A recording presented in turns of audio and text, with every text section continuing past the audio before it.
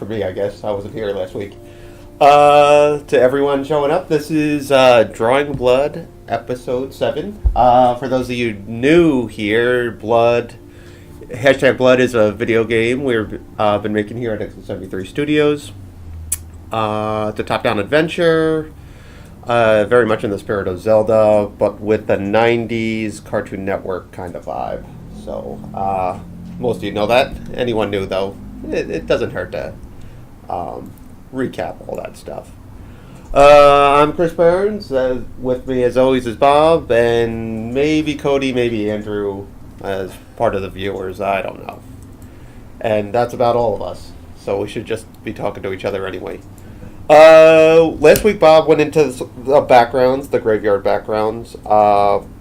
This week, I want to recap some of the stuff we did when I was here 2 weeks ago, which was one of the action scenes we've been doing here, where Becky's first encounter with the vampire. I finished the animation. We're still kind of working on the backgrounds and stuff, but I could show you what we have finished in terms of all that. So I'm going to turn off the backgrounds first because it's really it really bogs down with all the texture and masking and stuff. And we did all the backgrounds in Flash MX. We can get into our arguments about Adobe Animate later. And here we go. So this is all in between now, and all these are keyframed out. So I'm just going to play it right away.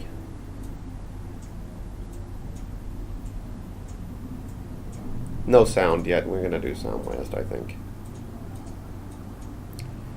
So this is a nice little 13-second kind of venue into it. What we have here is the vampire yanking and tossing her around, right about to get hurt. Is Cody on? What is he saying? Oh yeah, he's finishing his call. Oh, Cody's coming on. I was hoping the sound was working and stuff.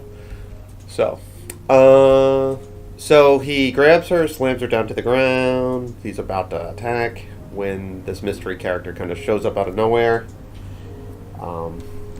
Dispatches of the vampire. And then Becky doesn't really know what to think because this ominous dude is showing up. Now I'm going to show you with the background. So all this is in between on 1s and 2s. Everything's on the same chart. We try to do that, meaning there won't be a frame. Like, we won't stagger frames, in other words, just so it looks like it's all on one sheet of paper. But there's not too many layers in this one either. It's all just kind of one character on one layer here. So this is the background now. This is going to play super slow. Future Man rocks. Everything is good. Oh man, you're one fan. Future Man has one fan. So much wrong with it. Oh man, I'd never heard. He said last week that Cody rocks, and I was like, Cody's more like country. Cody's, yeah. If we're punk rock, Cody's country. So you can see this is playing at an all-time slow. But these are just elements I grabbed from Bob's background library this morning, too. I was happy to repurpose them, though he's going to take an After Effects pass. I might want to take a look into the backgrounds too, kind of tidy them up a little bit. And no, I just did that this morning, put these backgrounds in after the animation was finished. It goes up and attacks, and there we go. So this just really needs one more background, some sound design, and we can put this in the game, along with all the other stuff. Cody actually put a dodge into the game, I think yesterday, maybe 2 days ago. It's looking good, the dodge. I can show you footage of that too, though I don't have the game. But this week, as we posted on Facebook, I wanted to show you our storyboard process. Now, these are going to be a little more cleaned up than what we usually give, but this is sort of something we would give clients if this was outside work. Just we try to lay it out as kind of clear as it can, and we build everything very organically. So right now, this is going to be the intro to the game. we're kind of just doing a very action-focused scene here, where it's going to be all the three main characters sort of interacting and kind of getting to know them a little bit. So I'll show you what we're starting with here. I'm going to start with like kind of a nice centerpiece of the moon. We're going to pan down. We see Becky here. She hears something, and we're right into action. So you can see the red line drawings, and that's what I'm going to start cleaning up. I just started this a couple hours ago. So what we're going to do is kind of showcase each person's personality. So Becky's sort of this evasive, swift fighter. We're going to have that mystery guy kind of attack. He's more like blunt force trauma, slower, but very skilled. And then we're going to have Corey, kind of Becky's confidant, and he's super nerdy and stuff. So he's going to be doing like nerdy kind of things, like making potions or building inventions and stuff. And we're going to try to get everything in there in 30 seconds in this one shot kind of thing. So it'll be a lot of camera moves and quick pan overs, and you know, a lot of fakes too. We can fake it a lot. So I'll set up the background, the boards a lot like I would like the animation. So when push comes to shove, Bob can go in here and start working on the trees. I'll make everything a symbol. Not usually, but I'll do a group. But this time I'm trying to do this smart. So everything has its place. We're doing all the camera moves in one scene. So we got all that going. The action lines. We'll make this look painterly, but each one of these, let me move this so you can see it. Each one of those are action lines. So theoretically we can go in now in Flash and make this look painterly, and the camera moves done. That's sort of what we want to do with all our boards, because we're doing everything directly in Flash until we send it over to After Effects, or in Cody's case, send it over to Texture Packer to make sprites. But it just works out for small studios to do stuff like that. So I didn't even set up this camera move yet because I'm still working on Becky's movement. Once I get all this movement, all these keyframes down and cleaned up, and her camera move all set up, I'll put it all into one symbol, and then we can pan it around and stuff. But for boards, we're kind of organically building this out just frame by frame right now. So the idea here is we first introduce Becky. She's looking up, kind of hears a sound, and instantly attacked by these vampires. So he lunges in, antics up, goes for an uppercut, and Becky's just going, dodging all this. So this will be a big camera move where she tackles him. Another vampire shows up. She jumps off his head. Then she's going to pull out her weapon and make short work of them. So that's what I'm going to start cleaning up now. And then I'll do some more red lines or thumbnails to get the other part of the story done. So I try to be fairly clean with our boards for our clients, because the less guesswork, the better, and all that stuff with them. And I showed a couple weeks ago the boards we were doing for that action scene I showed earlier, and you could see they were really crude. But this one I want to kind of show you how we would approach client work almost, so you can get a little sense of that. I always use brush 3, Flash MX, in my boards, and I clean up at around 150, though line weight's not very important at this stage. I just find it the easiest to kind of control, and with 150 I can kind of see how everything is on one sheet.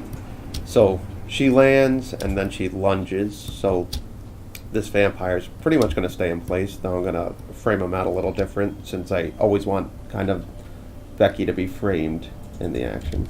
And we'll just start cleaning that up. I do a really rough thumbnail, as you can see. So she's angry. Let's do that. Eye direction. Me and Bob have some inside jokes about eye direction because we've gotten some notes from clients about that. It just, in the scheme of things, it's really funny because it's such a little part of it. But it's just something to say. Won't be the one that was never. You couldn't Yeah, see no, we were working. We won't disclose to the client, but Bob was working on a scene. This was way back when we were still doing freelance for a different company, and it was a puppet-based animation. So all the characters, it was just one character size rather. So we'd get like a full body version of the character, and then his shot happened to be this super far shot. The character ended up being, how big? Probably Like centimeters on the 2% of 100. Probably. Yeah, it was shrunk down literally to 2%. Couldn't see a thing. And Bob handed it in. Then he got a note back saying, what was the quote, Bob? I don't want to butcher It was, I know you can't see the eyes, but can you make sure the pupils are looking in the right direction? Yeah. So it's just pure busy work. And those of you who get to know Bob and I, we're very much reductionists in the idea that let's just get the idea down as simply and as efficiently and as clear as we can. So anytime we get those kind of notes, they happen to be pretty rememberable. And no, it's funny. You get the impression they just had to say something, or else their existence isn't justified. So we're gonna have this guy's mouth start opening. He's kind of leering at Becky here. And you can see these cleanup goes a lot quicker because of the percentage we're kind of zooming in at. Got the leg. I'm also coloring. This takes place at night. Oh, we need an arm on her, don't we?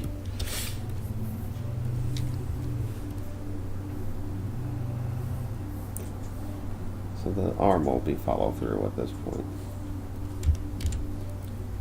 I also color Becky pure white on this, and I'm gonna do the vampire at the second light. The second light is gray, and because when things are moving fast and they're gonna move fast fairly soon, you kind of want a little variance in it, else it's just gonna look like white streaks going on. So you do want sort of a color variance, and we try to do the boards with as simple as color as we can. So like I'll just use variances of all the grays all the way to the black. But black I try to reserve just for character line work, so they stand out even more. So she lunges in here, and after that I made her gray anyway.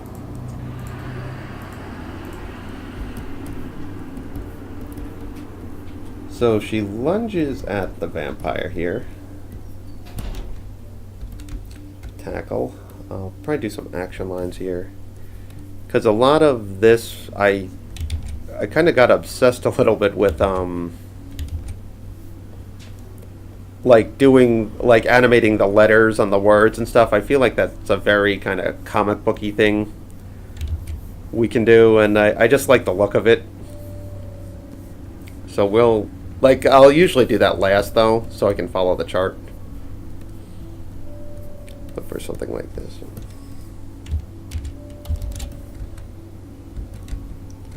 then she lands here, and you can see how rough these are. These are very gestural. So at this point, the background's going to be always moving. Like she hits him so hard that the background will be skidding by. So you can imagine that is happening here, and then it'll stop when she's in the air. So what I'll do, knowing I'm going to do that, is make kind of a panning background. I'll grab this for now.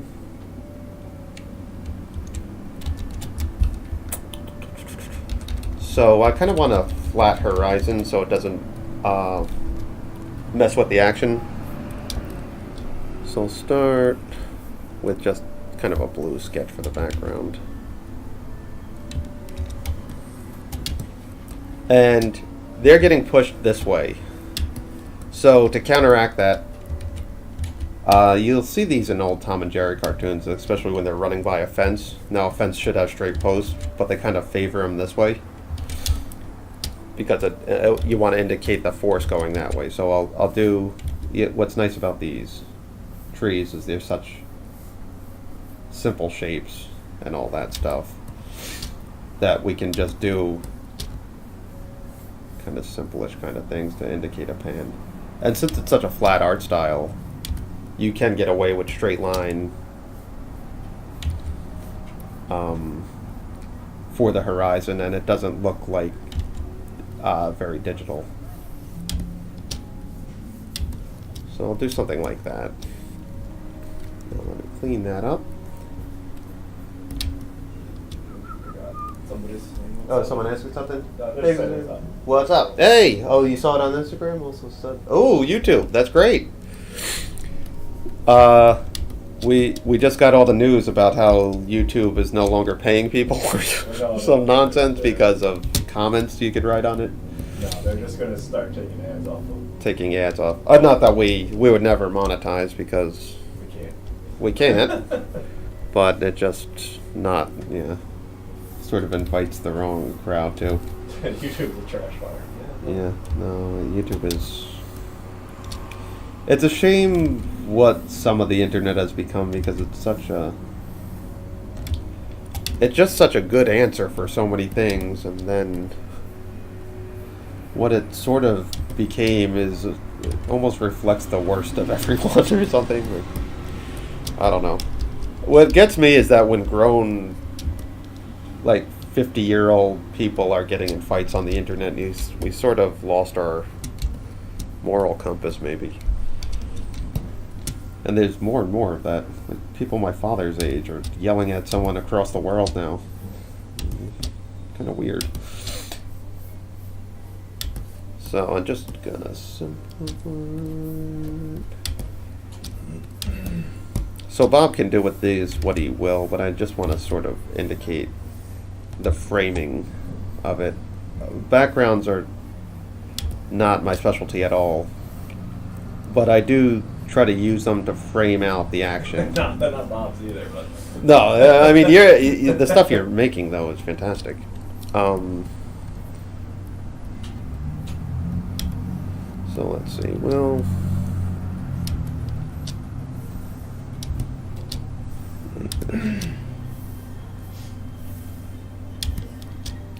I did this at 250. Okay, so we'll make this straight line here. Then we could duplicate this and kind of frame it when we know the action. And I'll show you how I set up the pan.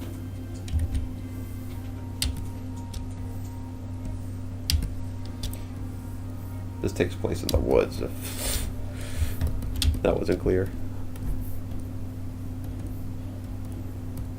So we'll do something like that.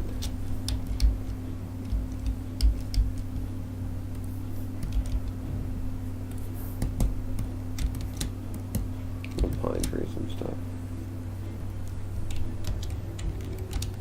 So I group that now.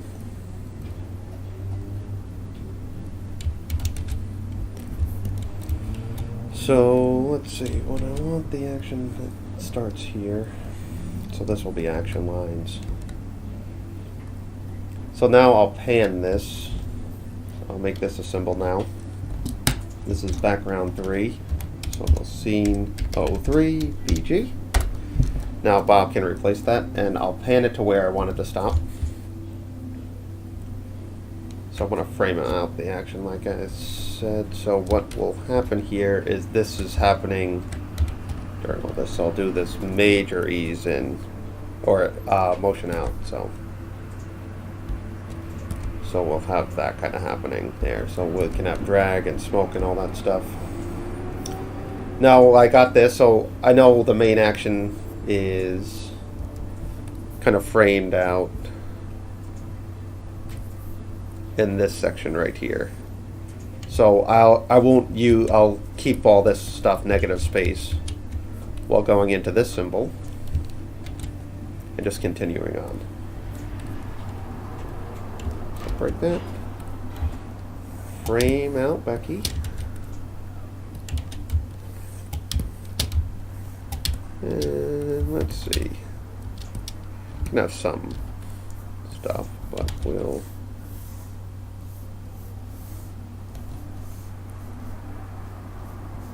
make sure the action is. So they asked, how do you use camera zoom out?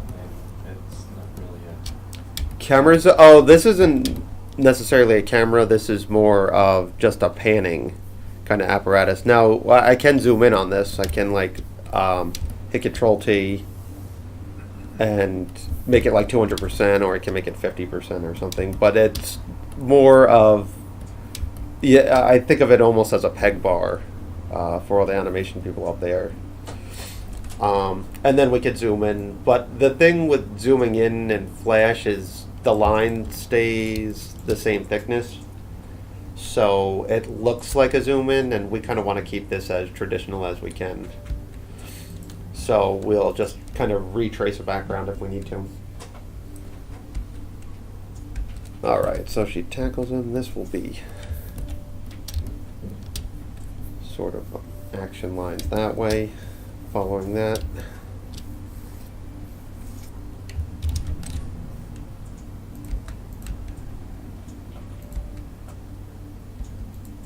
So within this one is where we'll get the camera to zoom out when we in between that and get to the animation part. But right now we're just trying to kind of figure out. I might extend that too. And you could just change the timing by F5 or. So this guy, this vampire comes in while this other guy's panning. So I'm going to work on the guy that she just tackled. And I'm going to start separating that guy since he's going to be sort of independent of Becky as soon as she kind of leaps off his chest. So what I'll do, start cleaning that up now. 150.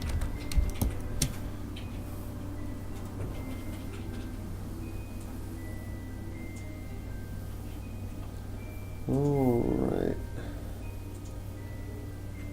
So Becky kind of tackled him. Her arm was around him. She could be a profile now.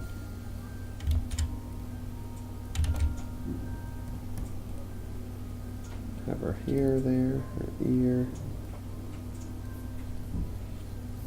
Kind of her cape takes up most of this part.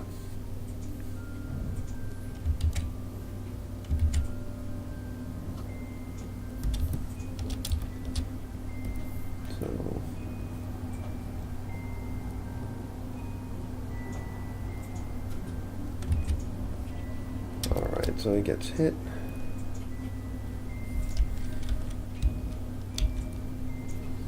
Get rid of that red line. Just start.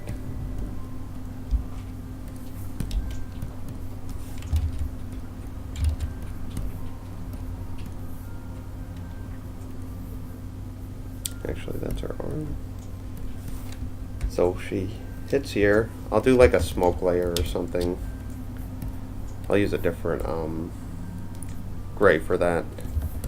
And I won't use holding lines for that since it's an effect.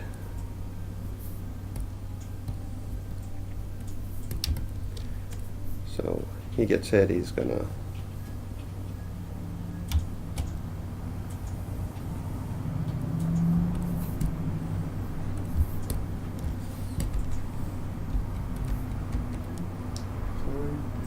Don't you make it a graphic and work inside of it? Well, certain times when you puppet stuff, I would make it a graphic and then worry about what's ever going on inside here. We're kind of treating Flash just as a drawing tool, though. Not to say we don't use symbols at all, but for something like this, Well, the background's an example of how we're kind of puppeting it, in other words. So it's like that. So now, actually they could still be on the same layer here. So what happened here, this is 150, is I'm going to follow through with this guy's arm. So his arm's going to hit now the ground. His head kind of snaps back because he just got tackled. His leg hits the ground. This leg keeps going up because it's just secondary. And she's starting to roll a little bit, so.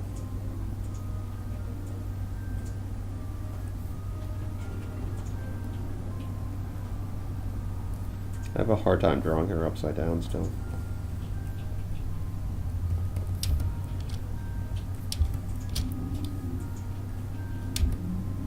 So his second arm is falling down too.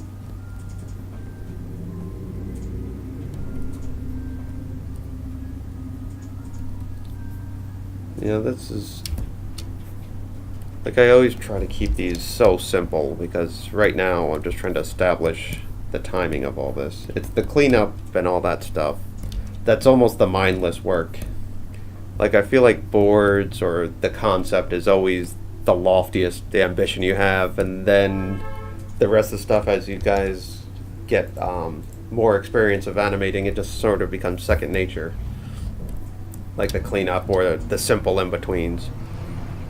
Now when the smoke hits, remember we're getting dragged that way, so it's going to start billowing up here. I'm going to do this red now. And kind of tampering off there. So you want it to kind of get the movement.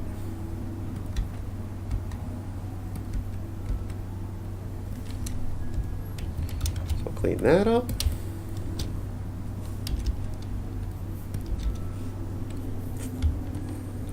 And we've been doing a lot of effect work lately for a few of our paying projects, and I've been noticing I'm better at effect work when I just animate it straight ahead. Like I won't time it out really. Sometimes you have to, especially with smoke and stuff. I find it's just easier to kind of worry about each frame, which is funny because that's not what you would do with characters at all. Okay, so I think that's why I like effects better. no, I know it's something's relaxing about effects. So he's landing. So I'm gonna have his. Now this is where I'll separate them because I kind of want him. Now I'll make him a symbol because he's gonna be panning along too. Alright, so he lands on his back, he's flat. Brush 3 again. Actually, he'll land like that since his arm. Straight line.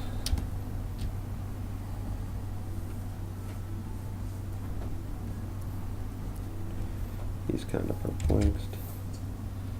Yeah, we've been getting a lot of effect work jobs, which has been, it's interesting. I feel like every year we have to, I don't know if interesting is the right word. It's kind of annoying. But every year we always have to adapt, like whether it be clients or what. I guess because of the all the social media stuff too, we're getting the turnaround time is a lot quicker, which I like. I like that part. Less notes. They'll try their damnedest to make that, to call me a liar.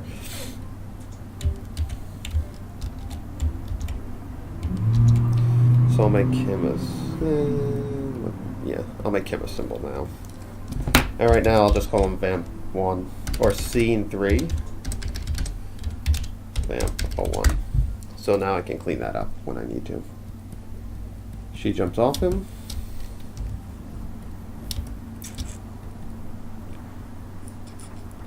I might do another rough of her because that's... So she sort of springboards off him.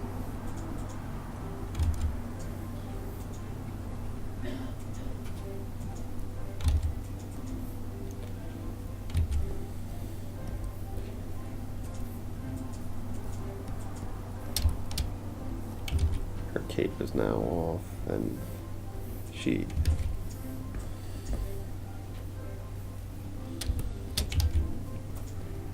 gonna kind of land on this guy feet first when he comes in.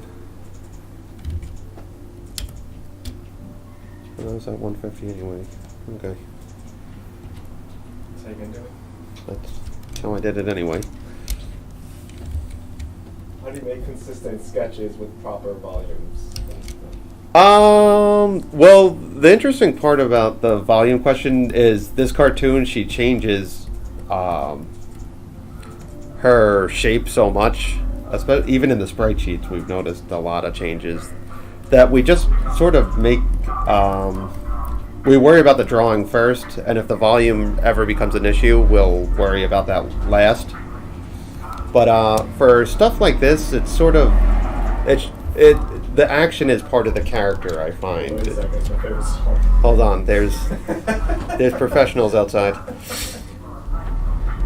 So, I mean, now if I drew her and she happened to be like that, that looks weird to me, but also with the sprite sheets, everything's registered, so you really can't go too wild with it. You would recognize right away when it's sort of out of the range that we want to keep it in. Okay, so this guy is panning here, so we're going to separate him. I'm going to bring all this stuff on a different layer.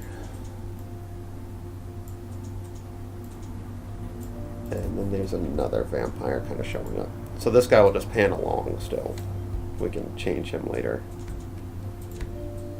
So she lands on that guy, and he kind of she throws them both like on top of each other.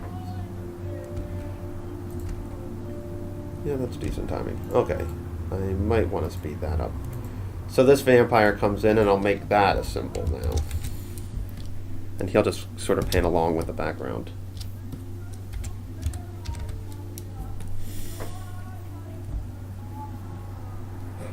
The Riverhead's alive today. It gets a little nice out, and people start going crazy.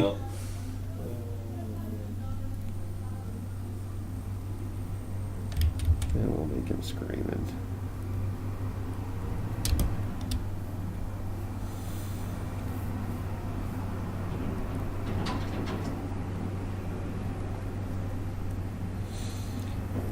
Riverhead is alive. Okay.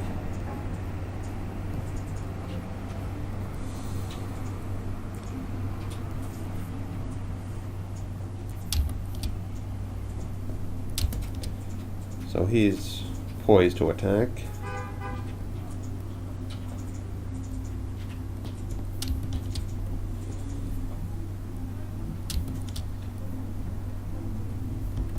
Make him the same gray.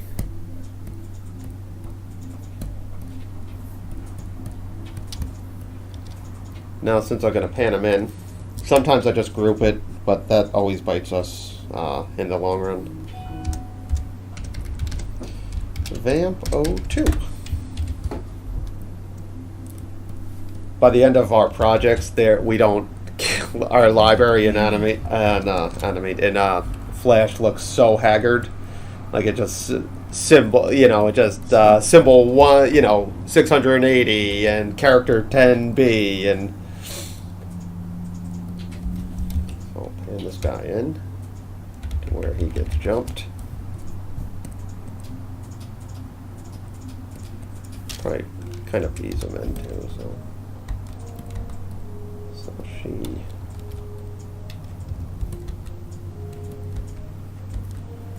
can pan them in a little quicker actually. So now I'll clean up Becky.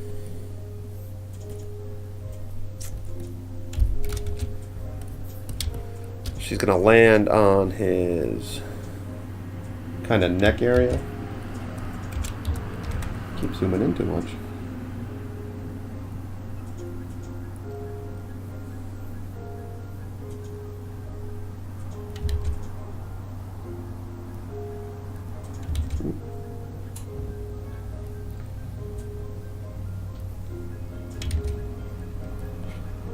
So her hands are going to start coming up because she's springboarded.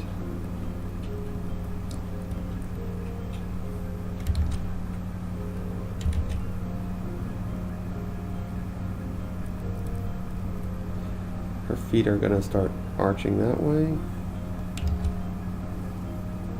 If I make it a graphic and work inside it, it takes so long to go in. Is he using MX? What version of Flash are you using? For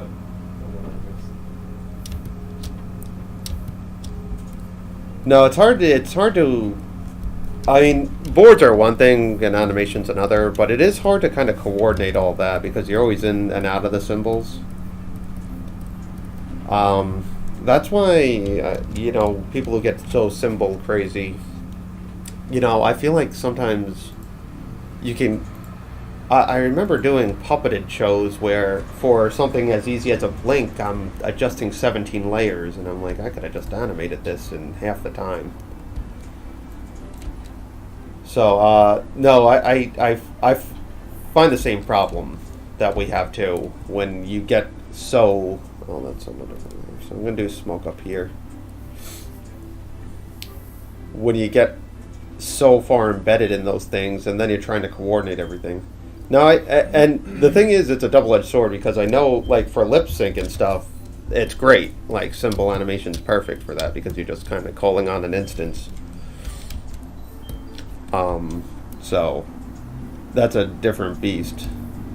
But it is, it's a double-edged sword. Still, I find Flash to be the quickest answer for small studios, and you don't get much smaller than Exit 73.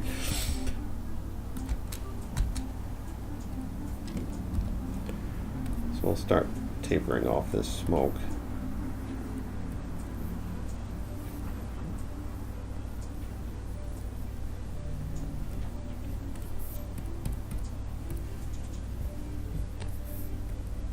And I'll just taper it. I'll just finish the smoke now.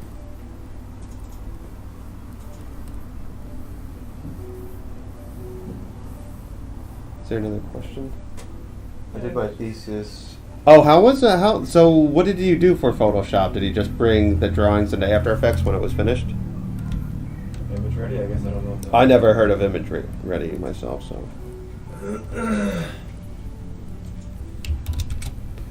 Because Photoshop now you can technically animate it. It's just not the best setup. Yeah, I don't know. I've seen people try to. Web animation. Web animation. Image Ready was web animation. That has been folded into Photoshop. Yeah, Adobe's sort of taking over everything. It sounds like. Doing a great job of it. Well, you can own a lot of things and master none. I forgot her buns on this one. We'll let that slide. My daughter. That's not the fun. Yeah, our last Twitter thing, Bob's daughter, who's only 5 years old, she started drawing us some Becky, and she was good at it. It was really, yeah, I don't know what that says about our style, but no, it was really, it's nice. Yeah, I have two sons myself, and they both seem they're younger than 5. But they both seem to have some sort of affinity to drawing, and I don't know if that's the kid in them or hopefully it's something I'm doing, but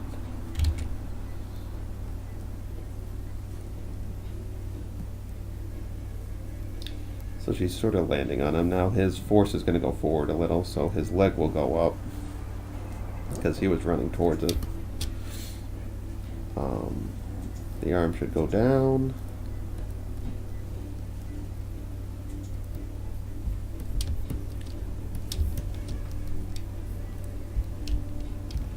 Lands on him. Get his clothes right.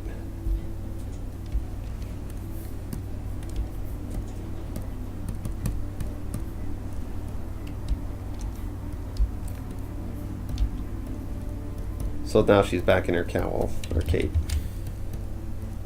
I try to get that as much as possible because it's such an easier shape. So we'll stagger there. Actually, we'll probably stop. Yeah. We'll stop at this one. Split the difference, so they're still kind of going. So she lands on them. And I want to make sure everything's an action safe, which is the first red square here. Yeah, that's close enough. And the beauty of this is I could make this a symbol and then shrink it once we establish the timing. So she jumps off and these two collide. Which I'll just put them in one here. I'm going to sketch this out a little more. So he lands. Do you sketch and group it? Yeah. Yeah, sometimes I group a lot. I like grouping because it's such a quick way to do it, but sometimes when I get overzealous, I group too much, and then I do a camera move, which in Animate you can't do. You can't tween a group. In MX you can, and it worked fine until you double click on it when you want to change something, and then it messes up the camera move. So I'll group something like if I know I'm not going to pan it, and then that seems to work out best. So she flips him down. This guy will go out.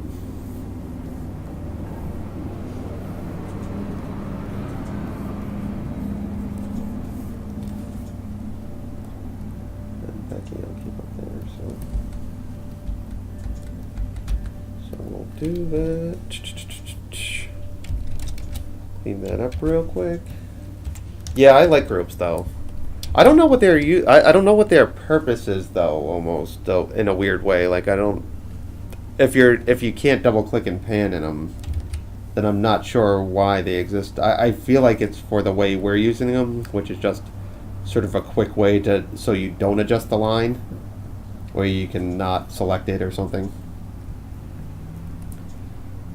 But I mean, I've been better about making everything symbols, but I still, when you're in a rush, and a lot of the times we are, I will just group away because I don't want the hassle of even naming the symbol.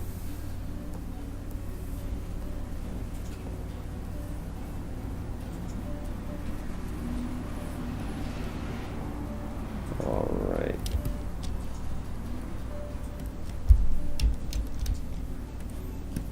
Alright, so let's get these guys. I'll make some action lines here. And again, my rule of thumb is always use debris as a cover-up for anything you're not certain of. So I'll add some smoke to this when it's done to make the impact a little more forcible.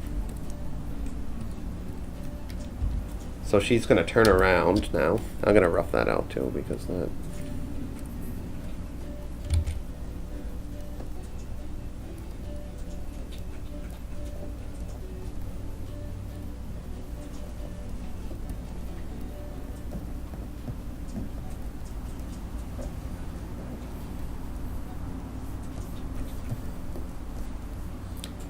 Alright. Not exactly high enough.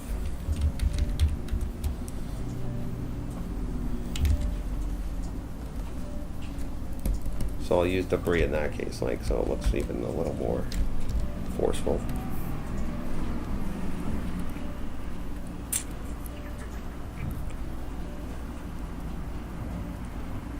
Alright.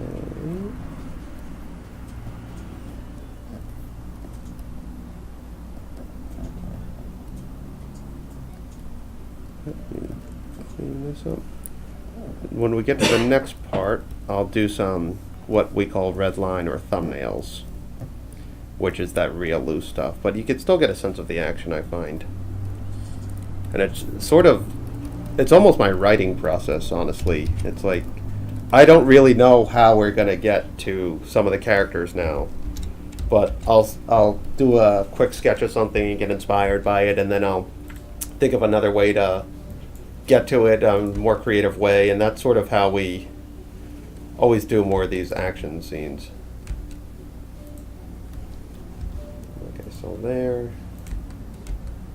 So let's say they end up in a pile now.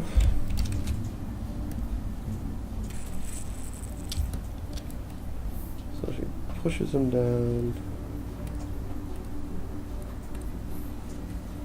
I'm thinking he could. Goes down that way, so I'm gonna sort of start bending him up a little bit.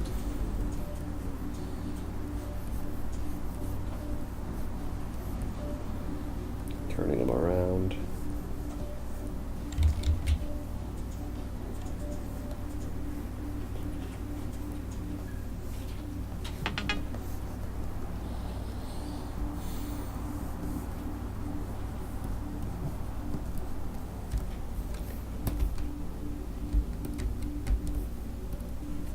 I'll actually bring him over here since the force of it too. So.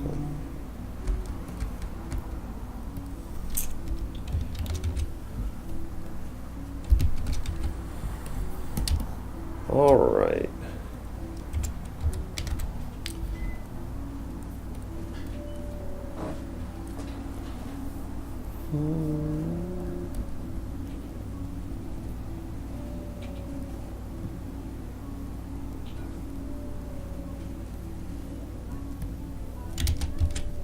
So this is like for us to animate this is going to be a little tougher because when you're dealing with multiple characters and they're interacting, the in-betweens get really complicated.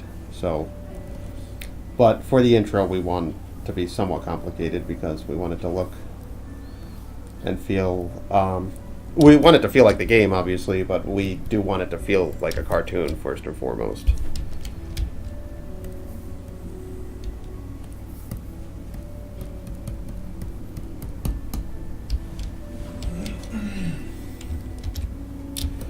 Now she pulls out her weapon of choice. I was gonna say, do we have some? Okay, good. Do we have some what? I was gonna say, were we getting the field hockey stick in here? Yes. Important stuff. I had to get to. This is the 7-second mark, so she's almost. If we divide each character up, and have like this little outro where they're meeting at the end, we probably don't have a lot of. Not to say we can't go over 30 seconds, but I like that rule of thumb sort of thing.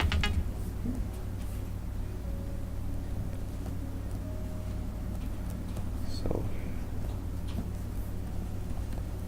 she pulls out her weapon.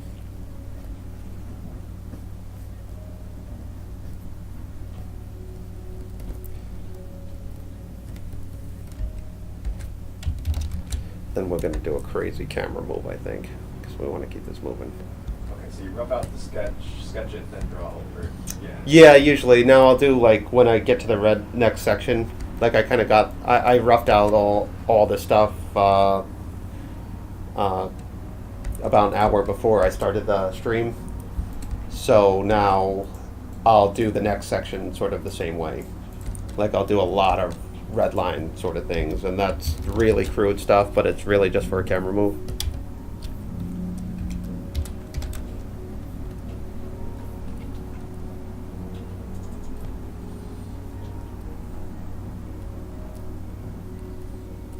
It's kind of hard to see, so I'm just gonna.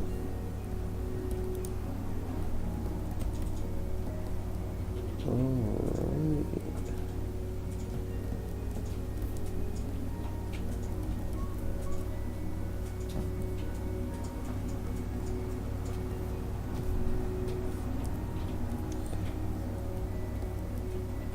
And by doing boards this sort of way, we get a pretty quick sense of if anything's working, because we're kind of foregoing the boards and going right to animatic, which is one less stage. And when you're trying to do things, we're always balancing a bunch of jobs and stuff, and right now we have our hands full. So this is the only time I got to touch blood this week, was this right here. So I got this action. So I'm gonna raise her up here, I think.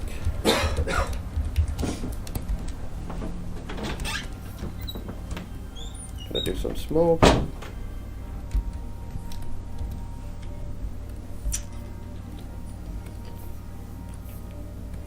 Unlock that layer.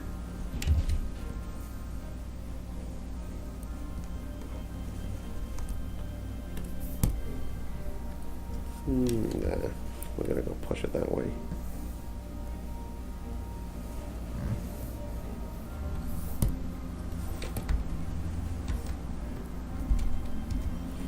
Yeah, I'll push this way, so I'm gonna push the smoke that way too. Kind of frame them out a little bit.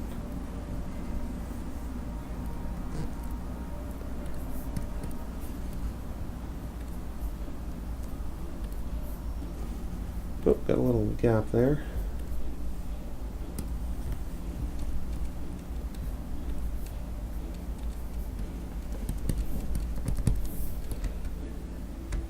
All right. So from here, we're going to do some red line stuff. Let me just... Gonna do another layer of just the red line stuff. And this red action thing will indicate where I want maybe another like word, like I'll do oof or growl or we'll think of the word later. So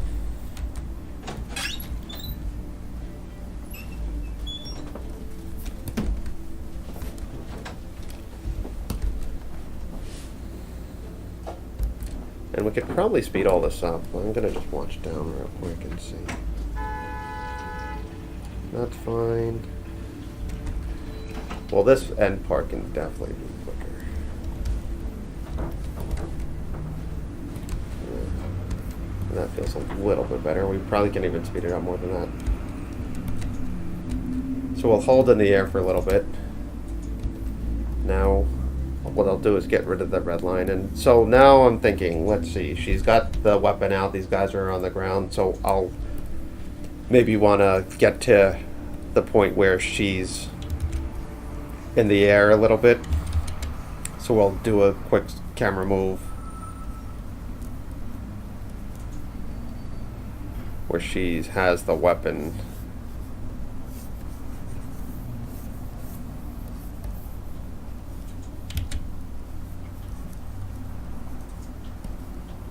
She's looking down.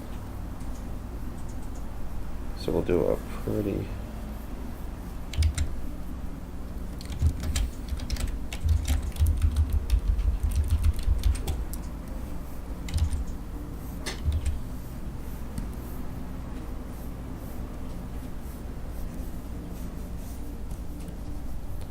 So we're going to kind of zoom into that, and we'll like follow through with the staff itself.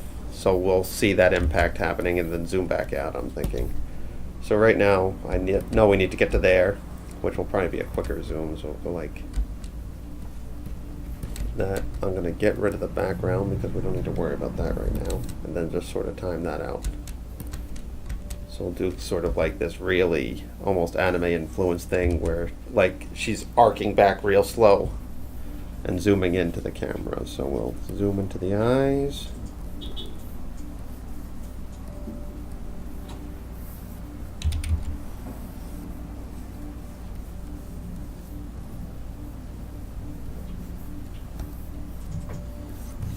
So that's off camera now.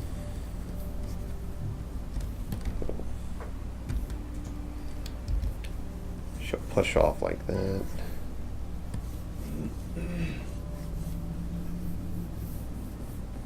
I'm gonna see the staff now.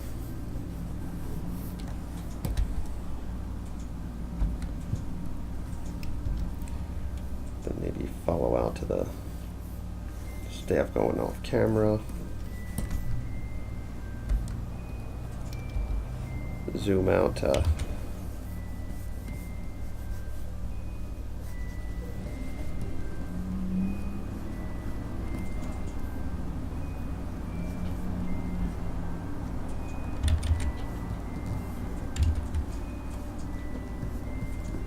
kind of getting those guys. So that guy was on top.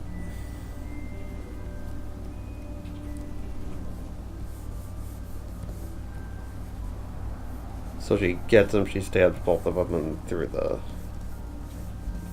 chest. Brings her down more.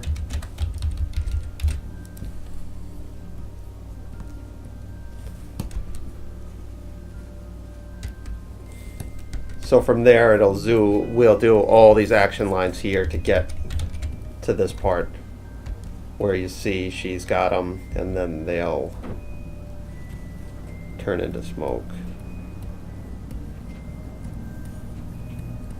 So you know that they get him while she's kind of staying poignant here, or poised here.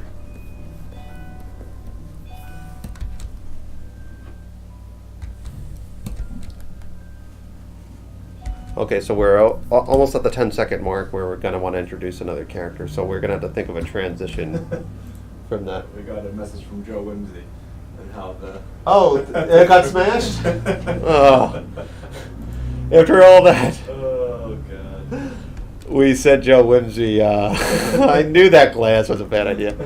Oh, God. And by the way, this was 3.5 weeks ago that we sent something, and it just got to Jamaica. Got this framed artwork for her, and of course it got smashed to pieces. I don't know what to do. Maybe we should just send her a poster.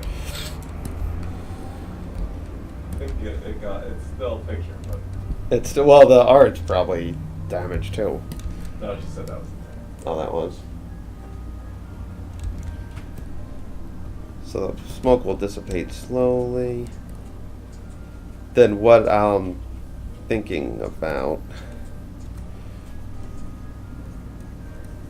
is, Becky will land.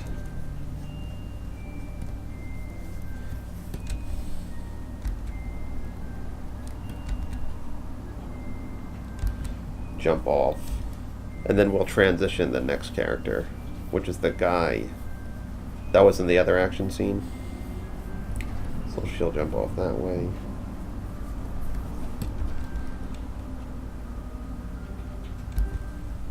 We'll pan over, so the camera's going to pan this way when we figure that out. Once she jumps off, then we'll get to like a close-up of the other guy.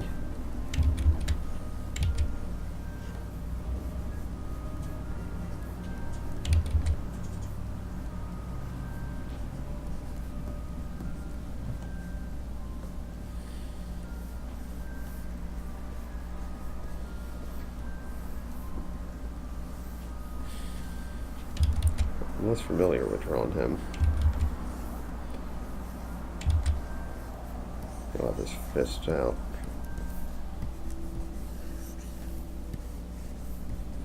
So we'll camera pan that in, like that. Pan over. And maybe it'll be a quick pan to where, like, he zooms over here, like he'll do this big arc. So it's a giant kind of 180 camera move.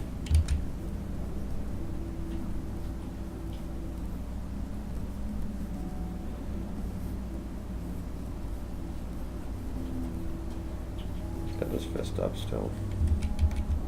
Maybe.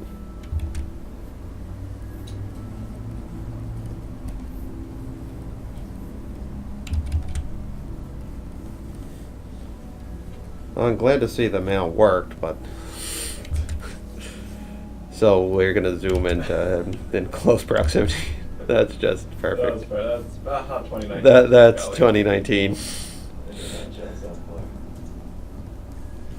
we got another vampire here.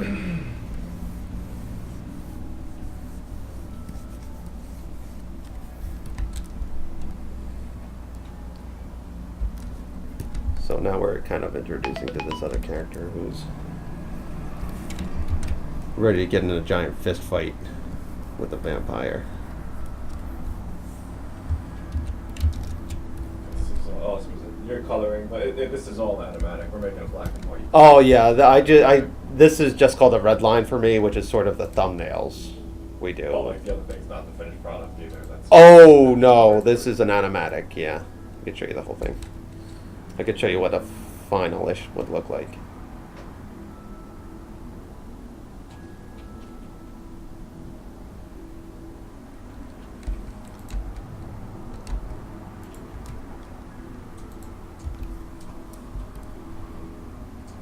So let's see, he's kind of, so we size him up.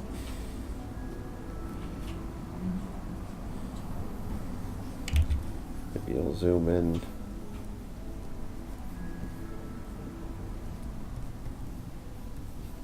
Kind of go for this.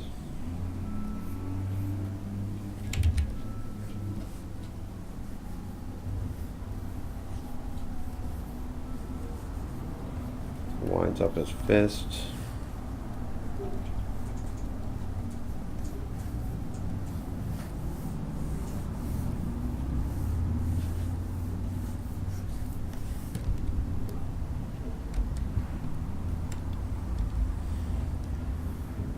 Then we'll punch him this way. So he gets punched that way. So it's a big, another 180 turn.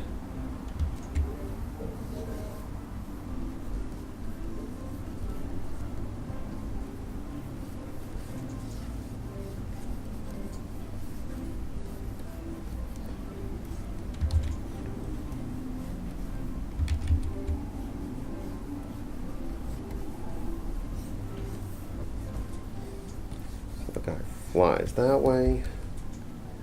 So the final animation we had more frame. Yeah, we got a lot. Oh yeah, this is just storyboards. This is no, we shoot everything on 1s and 2s, and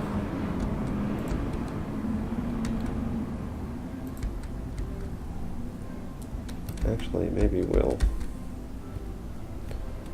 gonna angle him up for an uppercut actually.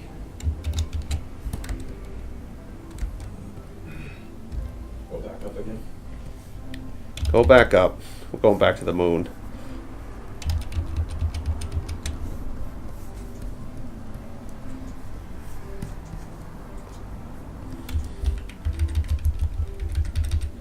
We'll have the vampire flying off.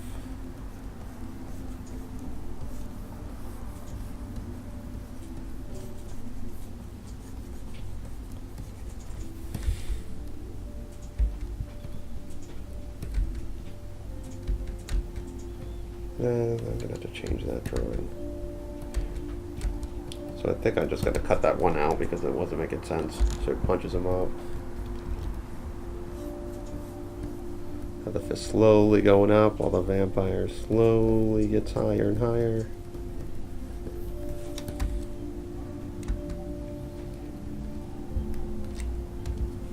And he'll come down and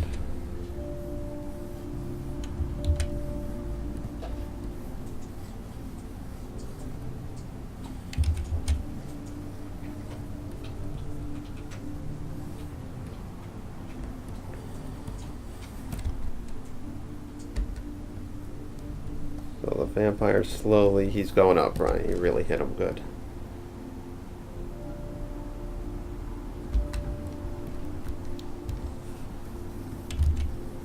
Slowly camera, well this is a quick shot now that he's out here. I'm gonna just kind of reveal him more.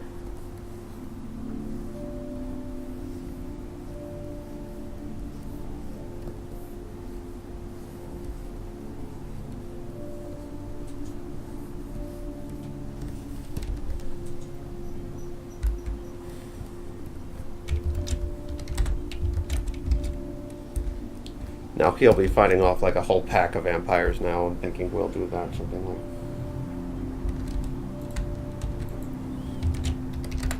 Keep shrinking him because I wanted a far shot now. Make sure I'm in action safe.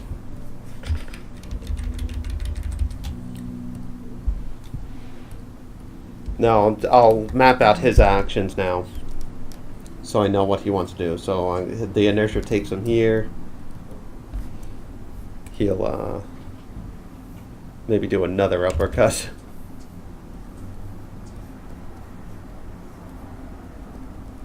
Here we'll hit another guy. And this background will be moving all the way too.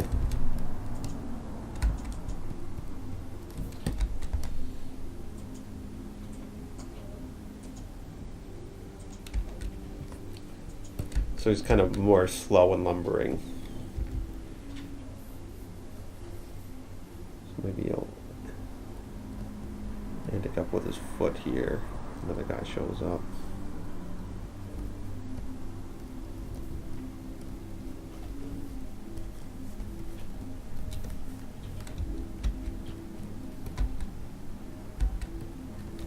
after this, you relay it out, but you do it all hand drawn, like there. Yes. We don't make a symbol out of any of it. No, I mean I'll make some symbols out of certain things, like for like the camera moves and the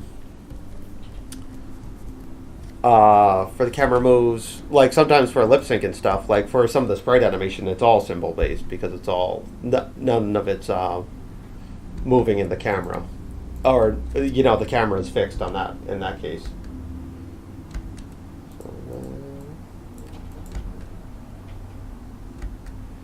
So we'll get the vampires into that. We can start cleaning up some of this now. Maybe one will, like, latch onto his back. So we'll get a vampire kind of.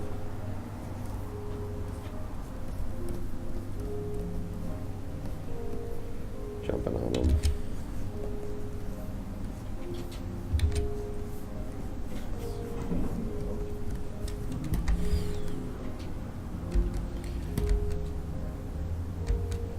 He'll start to flip him almost over this way.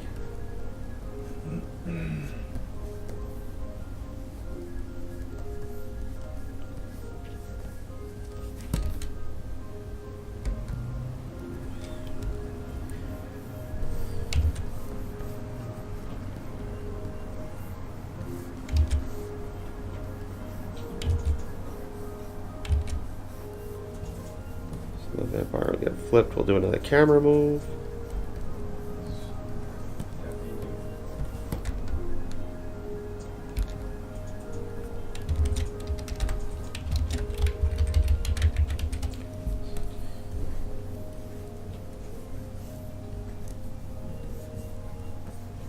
So now the camera's facing down this way for this case, so we're seeing more of the ground here. He wants to know if we could share a file at some point. I guess we could try to share. Yeah, I mean, I guess Share you this could file. open this up and animate too. I'm guessing, but yeah, no, I'm sure we can send an animation. Yeah, of course. If you send us your email address, we could send you something how we would approach. So he slams him down. It's tough. We don't really have. We don't save our. Or we just kind of work within the. I mean, I got older ones and Yeah. stuff too.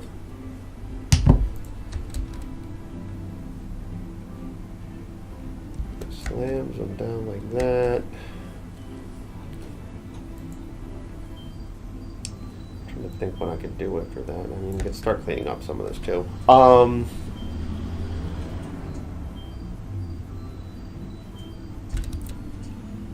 So we'll do that, and then maybe this is the 15-second mark, and this is not perfect timing by any stretch. Let's see what this looks like, and we can slam them down.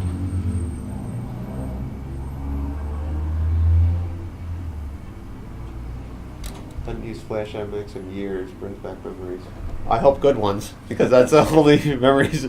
Only good memories I have are in Flash MX.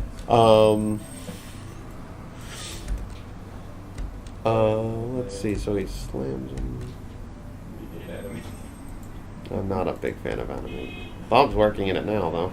Oh no, I'm not. Oh, That's you're- not- oh, that's you're not working for it. fit too. I couldn't take it much longer. Definitely mixed memories. Yeah. No, I get that too. I lost 3 weeks of work in MX once when I was working at another studio. Those were tough days. The computers weren't much then either. So he slams him. Maybe what happens, we'll get to him and he'll pick him up almost, like in an upshot.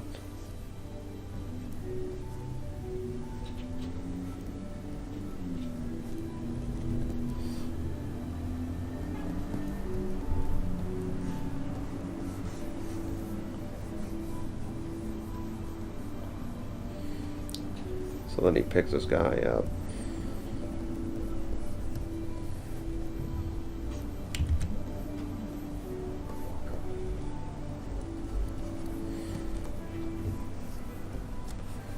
So boom, pick some up.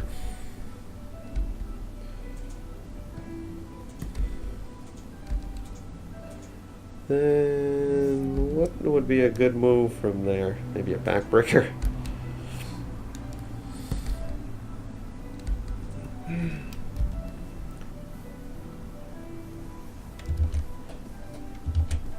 What a flex line. Well, let's see. I can.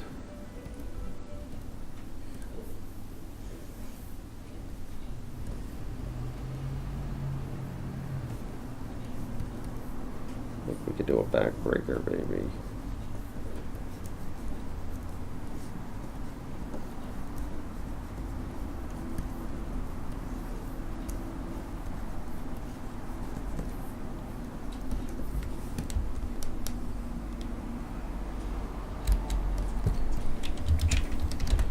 Let's zoom them out again. And meanwhile, all these other vampires will be in here, and then maybe they'll swarm him, and then we'll cut to Corey.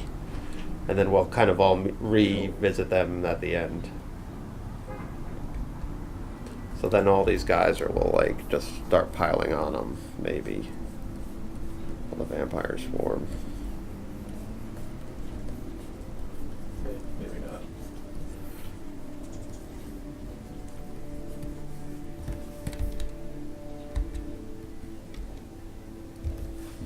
And I'm just going to do that for this. So, and then we'll cut to Corey. So let's clean up some of this so this makes any sense. Let's see if it even makes sense to me. Will you sketch it? Is that the last thing? No, they said. Oh, Where is my complex. thing really lost here? What's that? No, they just said what if it was a complex character like a dog. And Johnny Tett. Like you would just. Oh, if I were to draw a dog? Well, I guess they're right. Yeah, I guess it's probably just asking about how you would set the character. Like we just hand draw everything. We don't do any. I'm trying to think of a situation. I could probably open up another flash file where we do use more puppeting stuff. Is there one that comes to mind, Mom? Not that. Not of anything we. Could it be if it's something that's already aired? I don't. see No, it. we probably should. Probably shouldn't. Well, if it's a puppeting thing, like, I'm trying to think. Do we have any personal projects that don't have puppeting in it? Not really. Well, I mean, we could show something next week too. Maybe we'll set up like more. I could set up something next week if you want to tune in. Well, I won't be here next week, but I do every other week, I guess. I'm going on a trip with my family, but I'm trying to think. What is some of the older stuff we did? I mean, normally we would hand draw it anyway. Like we wouldn't do much. Like you would just hand draw a more complex thing, and it would just take a lot longer. It would take longer. I mean, we we make cartoonier stuff personally because it's just it's a quicker turnaround time for us. So if it was something more complex, that's when I do brush to. We've done. We did this G.I. Joe parody and stuff where it was a very complex characters because they had to look a certain way. But did we didn't do that. I guess we did that traditional, right? Yeah. Guess we don't do a lot of puppeting. But we're well versed in it. A lot of the stuff we sort of started the industry and we did as puppeting stuff.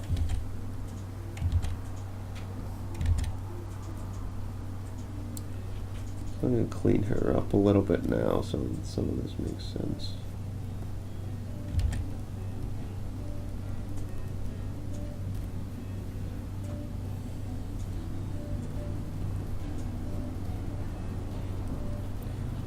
I can't believe it.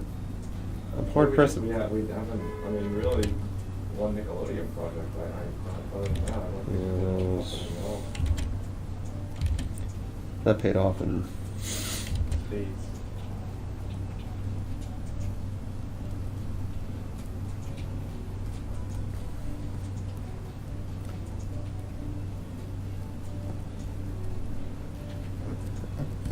But I could show you something. Like I could easily just start another file and show you how we would handle some puppeting stuff if that's I mean, we would still start everything off as a sketch. I mean, that just, you can't really go right into it unless it's such a simple shape. Actually, I don't, I kind of did, remember when I did that,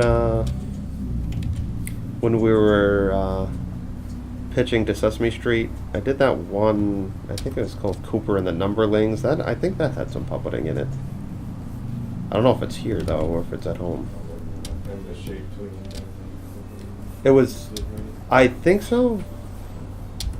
I don't know if it was shape tweening.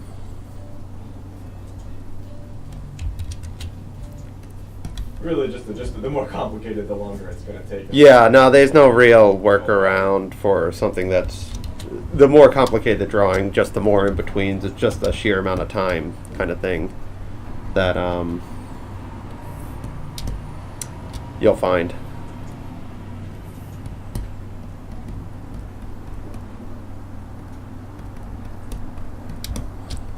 Nope.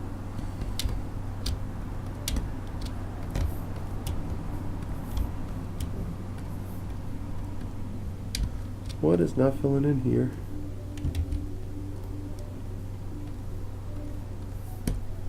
There we go. I'll make these.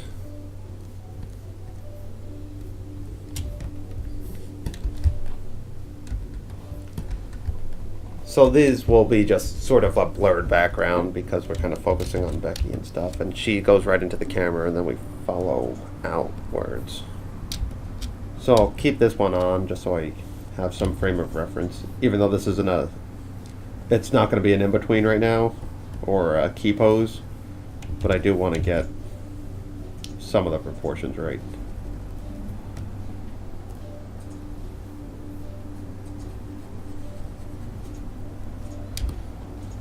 And for like a one where it's almost a full body thing, you'll see I'm using brush 2 on this one. So I could zoom out even further.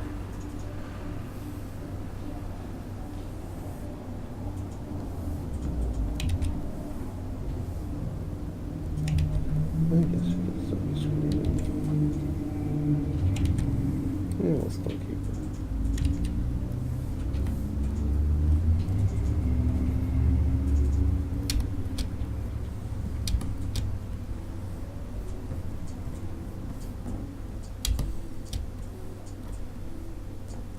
Let's see here, and then her ears like that way. Her cape is following up, it's going through the air.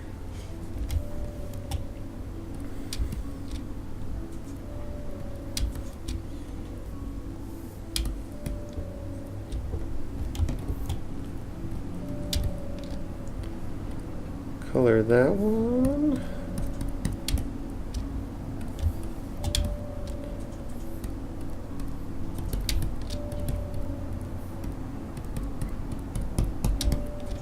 All right.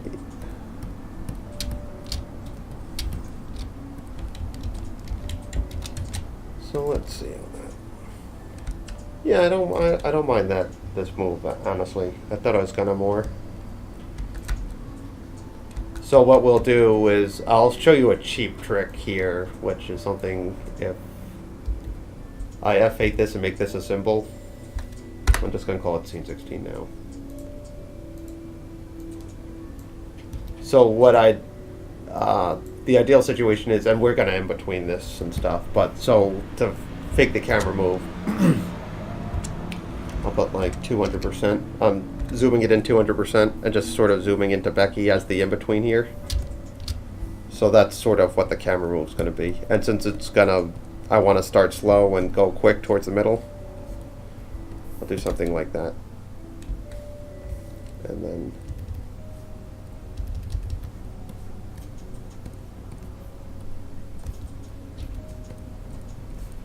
So that's negative 100. Now, when we go to animation, we're going to have to figure this out. But for the camera move, that's sort of how we're going to handle it.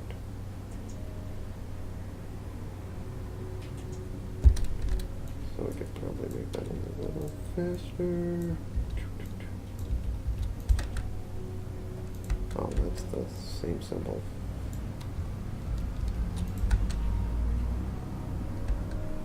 Yeah, so that'll be all in between and stuff like that. So now I'm going to just clean up the rest of that.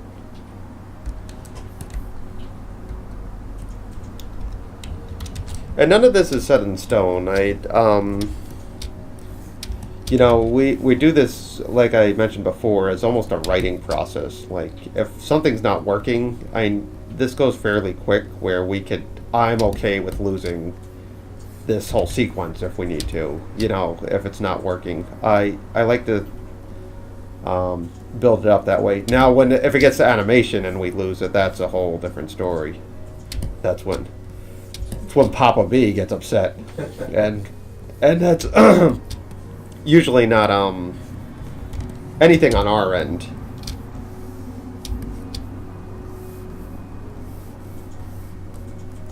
So the idea is she has this weapon that's sharpened at the end of it, which will all be revealed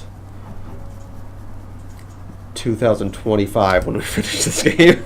We just work 2 hours a week on it.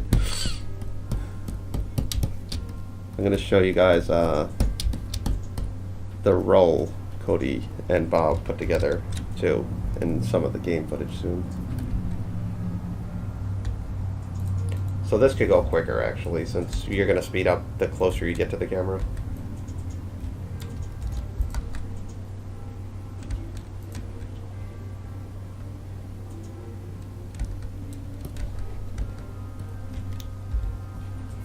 So she goes this direction, so she's going off. Well, so we're gonna have to keep in mind that for when we do the backgrounds and the camera move.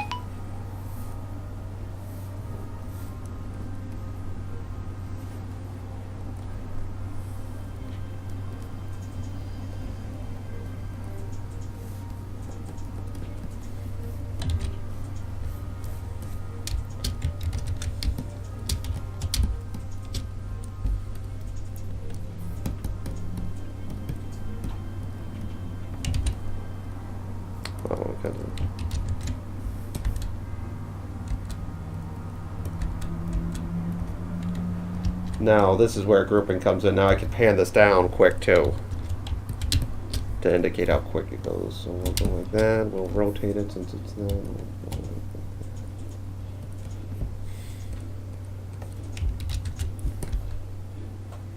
So you can see like that. That's how sort of that movement will work. Then we zoom out.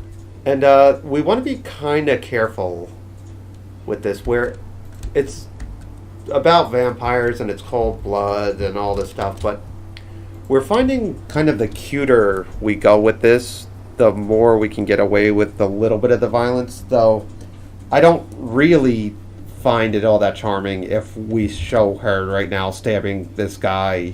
If we did a close-up slow motion shot of the weapon piercing the heart or something, you know, that's I think that takes away from some of it almost. It's less is more. So, you know,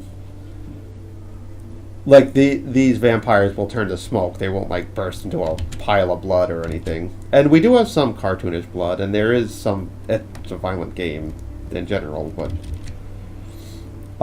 so we'll try to mask that as best as we can. Just to I guess PG-13 is what we're sort of doing. I just think it's more palatable.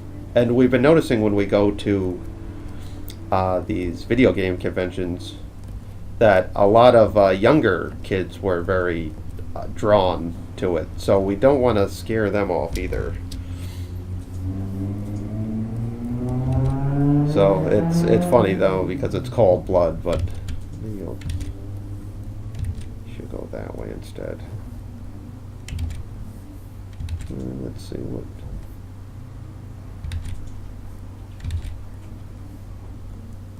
Yeah, we'll do that. It makes her look younger.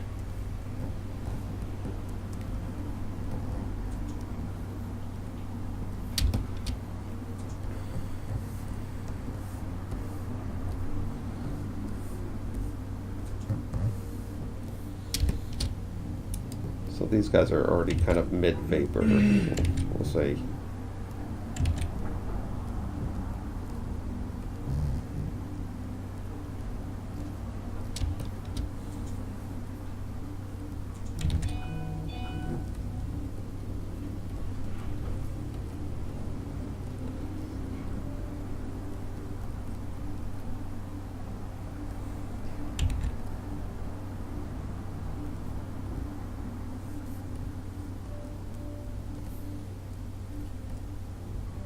challenger said BSRBT rating is 13 plus, and it's very lenient. Like you could get away with more. I'm assuming. Yeah, well, some video games are so violent. I feel like, you know, and ours is so cartoony, and there's not a lot of realism going on here. Where, like, we could probably get away with some amount of gore, but it's still one of those things we just want to be very, just wary of, because you could. I mean, I've seen vampire flicks where they just really pile on the blood and stuff, and I don't know. That's not sort of what we're going for, I don't think. So basically, fantasy violence is too.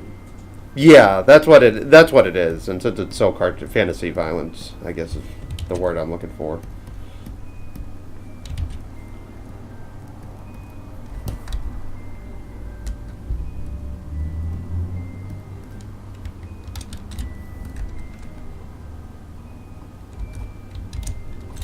So you see, we'll kind of cut to it this way. I'm going to just group her.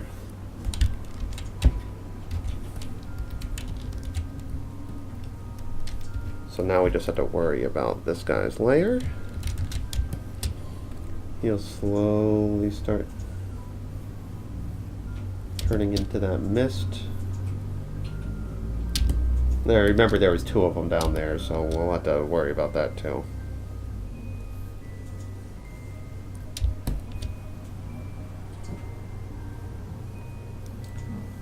I try to do my effects sort of like with a spiral too, so this will spiral into that, and that'll spiral into that. It's just kind of a nice hypnotic look.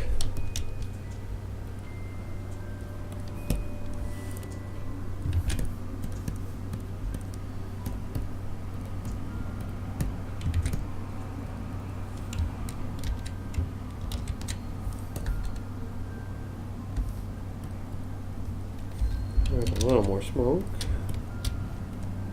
We'll add a lot of camera shake to this one too, so it really feels impactful. And that's something we do in post. And maybe we should. I guess we don't have a lot of post in this one yet, but we'll maybe show. We'll have to set it up on the other computer, I would imagine, though, right? Yeah.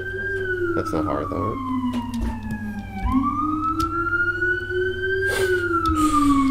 Never fails.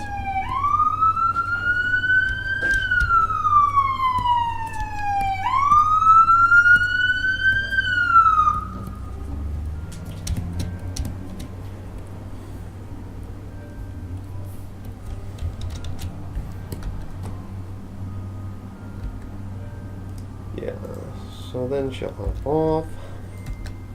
And this would be another good opportunity for like a word to pop out. So I'll just indicate that with the red again, just so we can all brainstorm. Maybe we'll have Greg come up with more words than ugh and ah. Well, you know what might be interesting is if you did their names like that. Oh yeah, we could do like Becky. That, yeah, maybe we will do that. That's a good way to frame it. So I'll shrink her actually.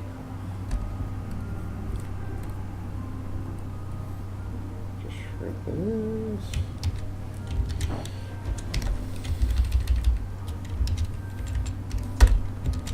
So we'll frame it then.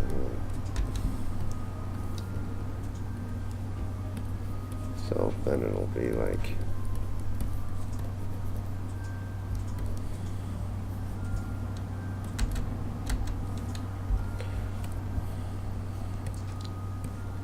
what do we use? Cherry pop or something?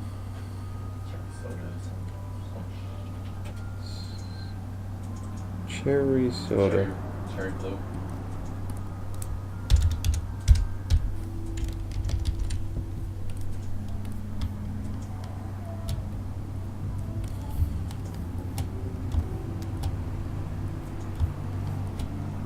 Make it look like an old kind of Gaelic thing, maybe.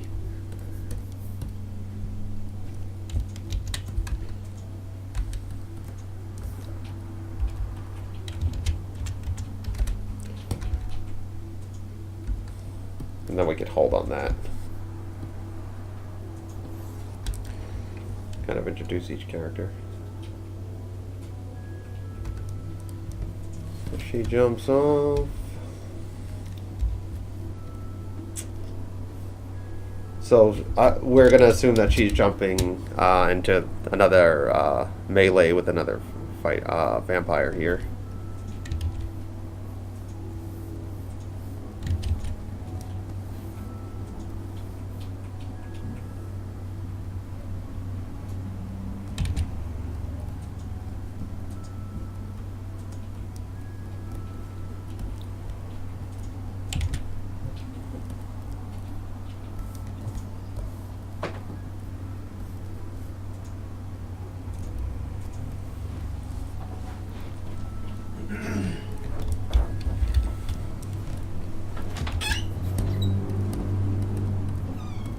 And you can see how rough I keep these. They don't have to be.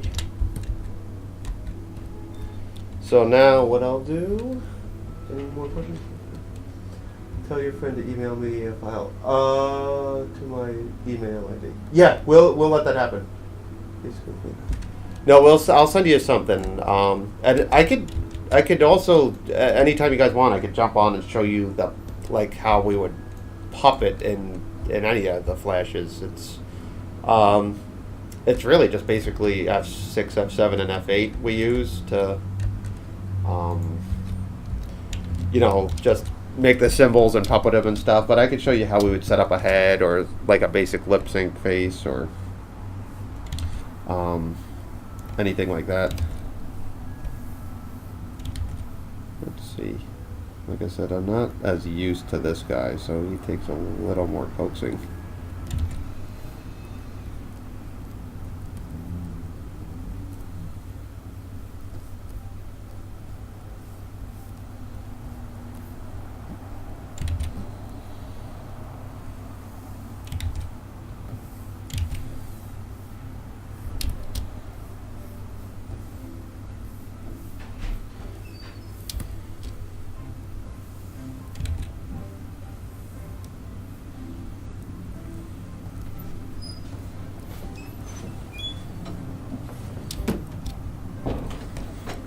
I'm going to actually lower his hat a little bit here. Way too high on his head. Not the hat again. Oh, yeah, I have troubles with this hat. It flies in the face of my basic shape idea.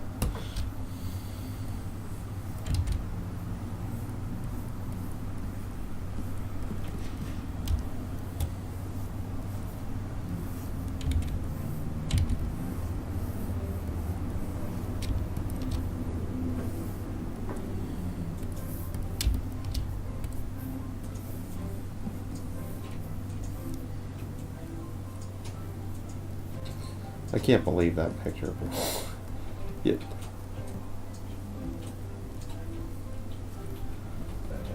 I just can't believe it. She waited so patiently for it. And by I can't believe it, I mean I absolutely believe it.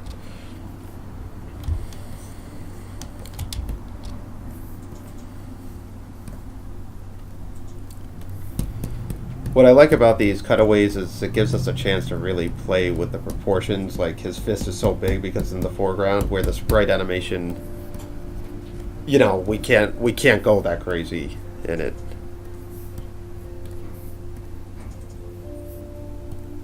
So what I'm gonna do is actually pan him in.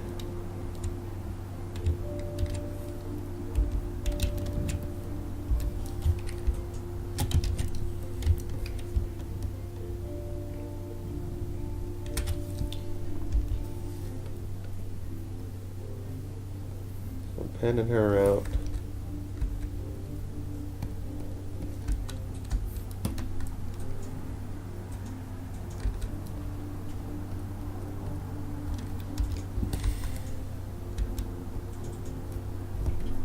Panning him in. So ideally what we want to do, or want to make look happen, is that we're just taking the camera and doing a complete 180.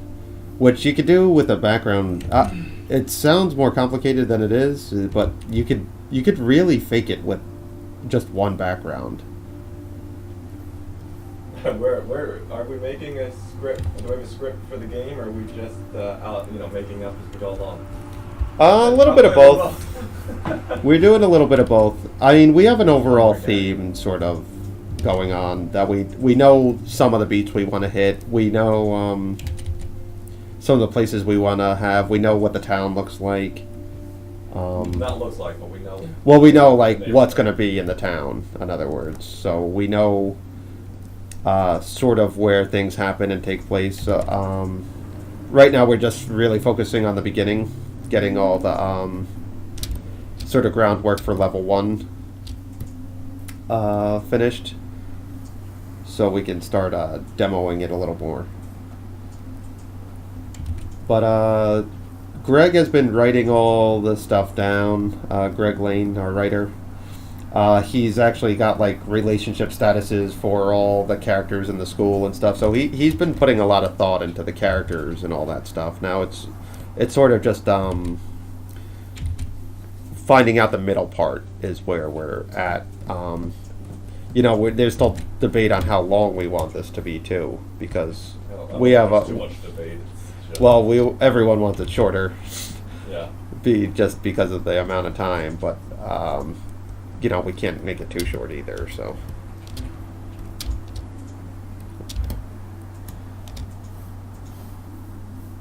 But now I guess it's really the middle we have to figure out. I think, but we have all the beats kind of figured out. I would assume. Plus, it's always changing, too. We're always adding to it.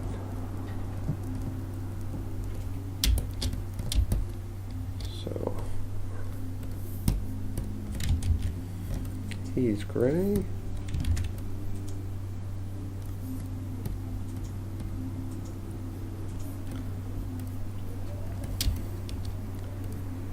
And...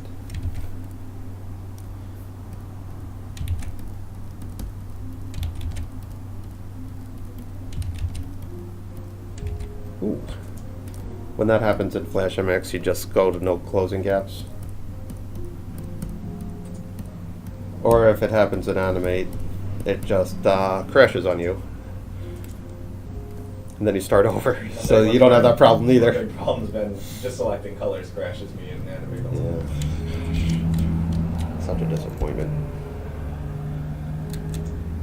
So I'm actually gonna ease out of that so it'll zoom in.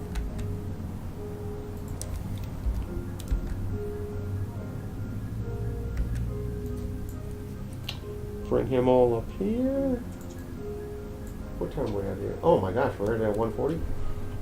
Let me show you. Do we have that video of the rolls on my computer? Might have it still, I don't know.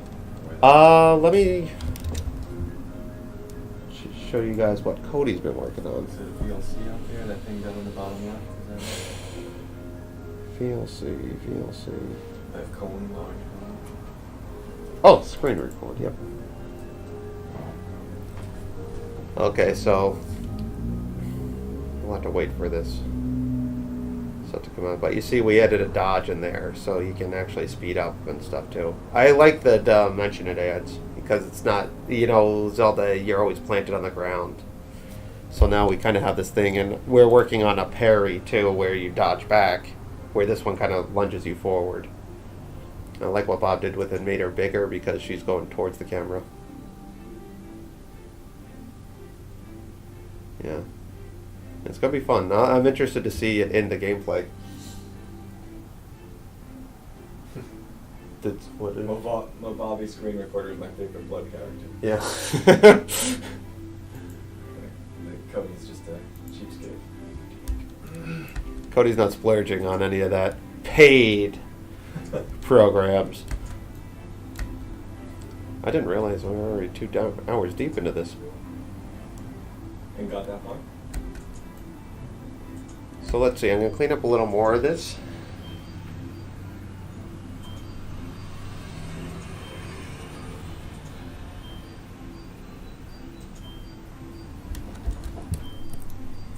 So what I'll do after we finish this animatic, I'll send it to all the principal players. We'll talk about what's working, what's not working.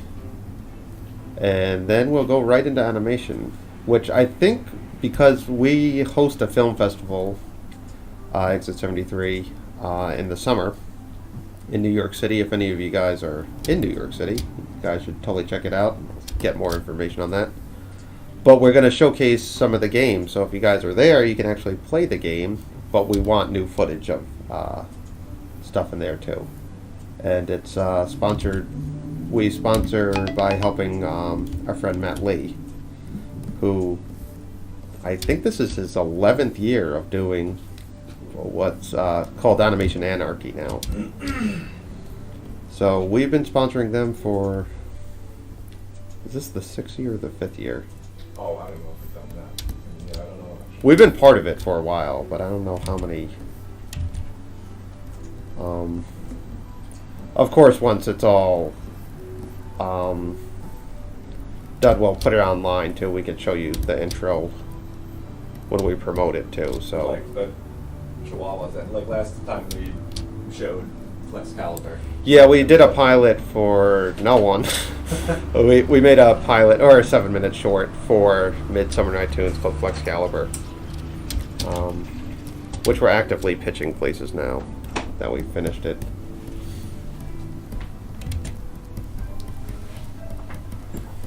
That was actually before it was even finished, right? We showed like We weren't finished with it yet.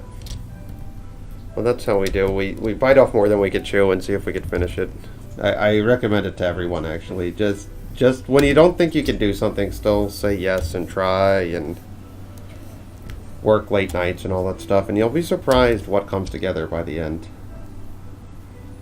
You know, I know too many artists, especially, they overthink things, I think. And the best way to I always just say, just do it, just get it done. We'll worry about all the schematics later, but if we didn't, blood wouldn't exist if we weren't just anxious and hungry to finish it. If we waited to finish writing, we would still not have a drawing. So that's why we're kind of just doing this organically as possible. Punches on. I actually did a similar shit, and I do this shot in Flex Caliber actually with that uppercut. yes. Yeah.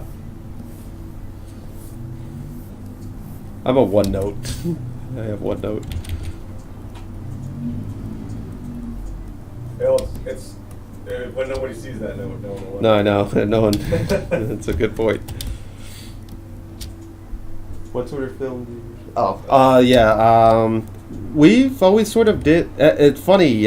Video games have sort of always secretly been an underlying theme we've been doing. So we did a lot of sort of video game-esque shorts. Not that they've ever become video games, but a lot of people associated our shorts with the video game kind of scene. And it all sort of started with our first film we made, which was called Coin, and it's very, I mean, it started off as one thing and ended up being a very influenced by video game kind of thing. And, that seems to be one of our more popular YouTube videos. Well, the only one that's remotely popular, I guess. And, so since then we sort of been really leaning into video game kind of culture, even in our shorts. Now, Flex was a departure from that, I would say. It was more influenced by heavy metal and kind of outsider art kind of stuff. Though you'll still get comments saying this should be a video game on YouTube, which is funny. I think people will just associate with it. You probably get that for every on every. You probably do. Rick and Morty, this should be a video. Yeah. Well, Rick and Morty has all that pixel art now. That guy, That's all wrong. Paul Robertson. God, he's good. Yeah, so they actually probably could make it a video game. And I wouldn't doubt if one does exist.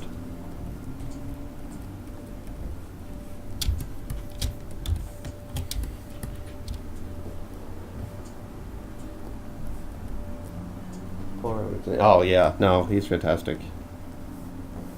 We did a full pixel short too. There's a full pixel series called Voltron. You could see that on Spindo TV, or you could see it on our website too. But it was all done with pixels in mind. I was going to say traditionally with pixels, though we did that in Flash too.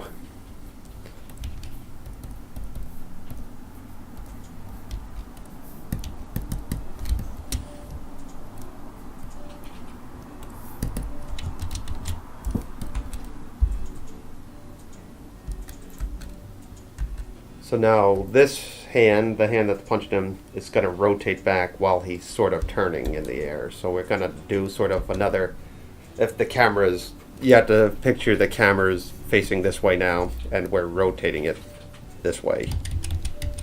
So we'll have to keep all that in mind with the camera and the camera work. And the background work, rather.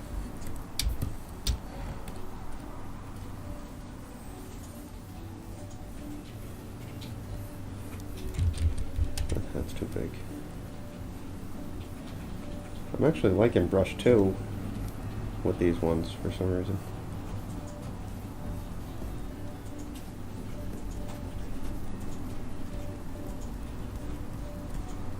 Alright. So this guy's getting smaller and smaller. This is going up and up.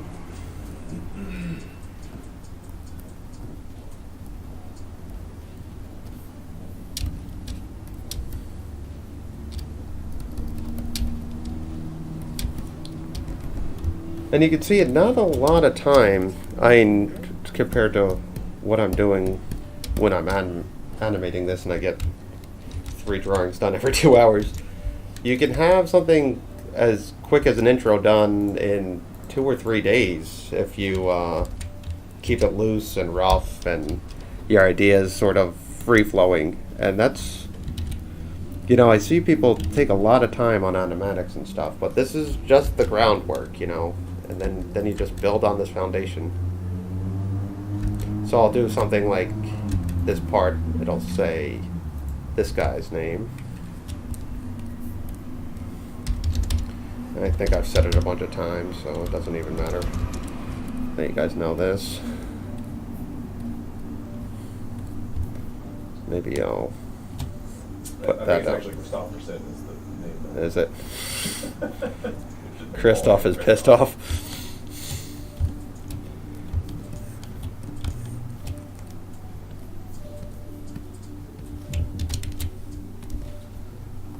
Let's see. So we'll do that there. Then we'll have to get Corey in here pretty soon too. If we're gonna do the name so quick. Maybe I'll do his name later then. Yeah, maybe I'll do it when he gets tackled actually. Or here, so it's a little more spaced out.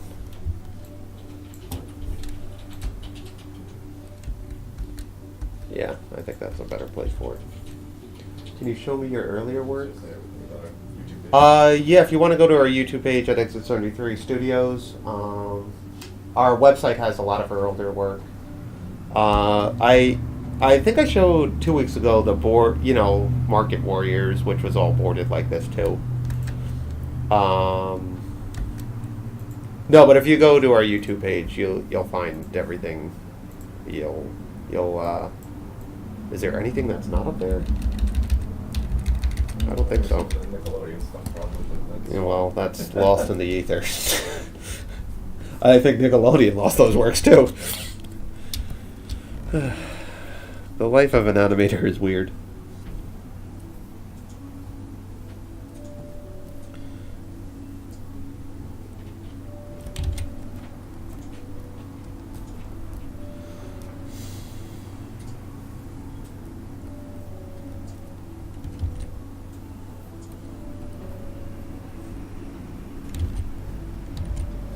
I think I'm gonna raise his arm down here since he's gonna wind up and punch again. Yeah. So he's gonna bring that arm down. No, all of our earlier work is on our YouTube page. Like, not just blood. It's stuff. Oh, yeah, all our earlier work is on our YouTube page as well. We post these on YouTube afterwards, too, if you guys happen to miss any of it. Or need to catch up on ones. I think this will be episode 7 of Drawing Blood. And, yeah, you can rewind and go back. And if you can post comments and questions on there, we try to answer that as much as we can. So if you think of something later, you can always reach out, too. We like to keep everything in the forefront for anyone who's interested in watching our stuff. We don't try to, everything we're allowed to show, we show,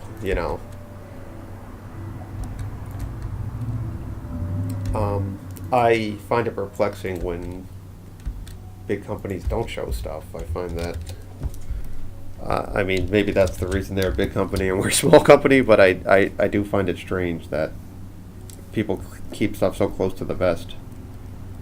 Especially with video games where they take so long to make. I want the audience to see what they're going to get, and we could make adjustments if anything's not working according to the audience. So, it's a tremendous risk when you make anything of this magnitude.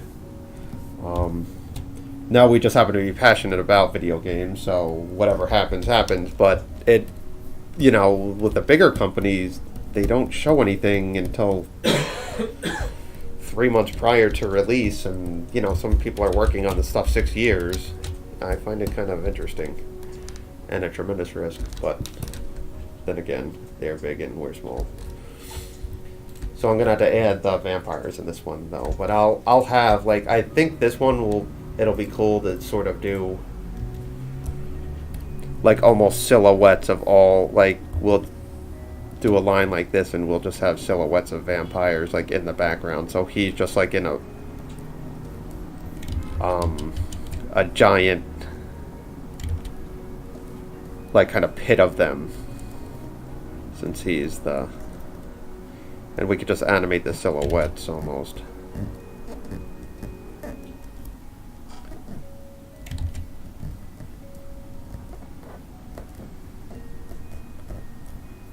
We don't do any 3D really. I've done it, but Oh, as someone asked if we done 3D. You guys interested in 3D? No, we haven't really done too much. I for a small company, you need so many components for 3D animation, and the market seems awfully saturated too. Now, not that traditional has its pitfalls too.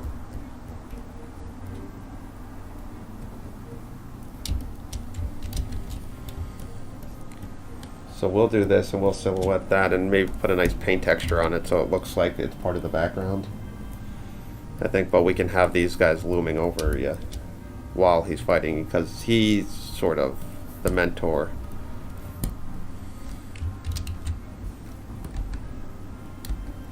So I think that'll be fun. We're going to play with a lot of shadows and stuff and painterly textures in this, and Bob's been doing such a good job of making cool textures and stuff.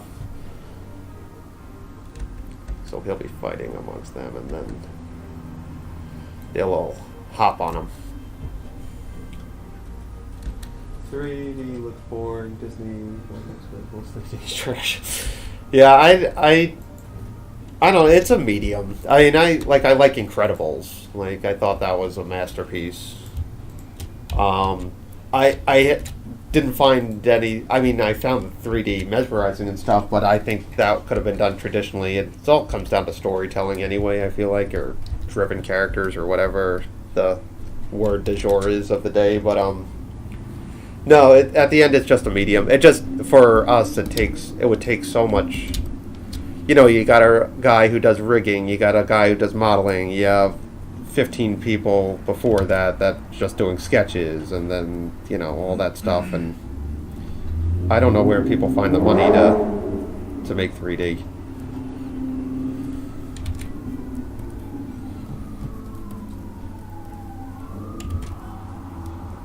So, and it just, I don't know, after it lost its cachet for me anyway.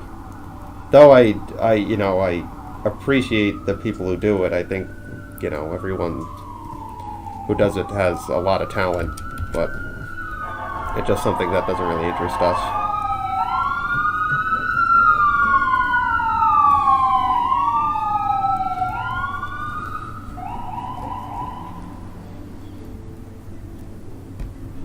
Spider-Man Hotel. Yeah, the Hotel Transylvania movies did a good job. Yeah, you know, I do like that one. I like the stylized stuff. The stuff that's like, We're trying to copy right now anyway. It's yeah, just we're gonna trying to be- do that anyway. But like I remember, this is gonna date me, but I remember Polar Express came out, and it looked just like Tom Hanks, except if he was a mannequin, and I was just like, this. I don't. What's the point of this? You know, like when it's too realistic, and it's weird because video games do that a lot too, where they're making things look so ultra realistic. And I don't know why that doesn't bother me. Like I love Last of Us. I think it looks great. I think it sounds great. It's just really storytelling. It's really Yeah. acting and all that. And it makes sense when that's real or something. But like Polar Express, when you could have just got Tom Hanks, who did the voice anyway. It's aged like milk. What's that? I saw Polar Express for the first time last Christmas. It aged like milk. Who is that, Cody? No, somebody's. Oh, yeah. No, it's just I don't understand it. Like when things are that realistic, especially when they didn't have the technology to pull it off yet or something. And they did the same thing with Beowulf or whatever the hell it was called, where you know Angelina Jolie looked again like just this lifeless. I don't get that part. And it's weird because it's like I think it took incredible talent to make that, but when it just looks so realistic, I don't know what the point of making it. I feel the same way with cartoons, though. Like you can make anything look cartoony. Let's make it look cartoony. Okay, so we'll fill that up.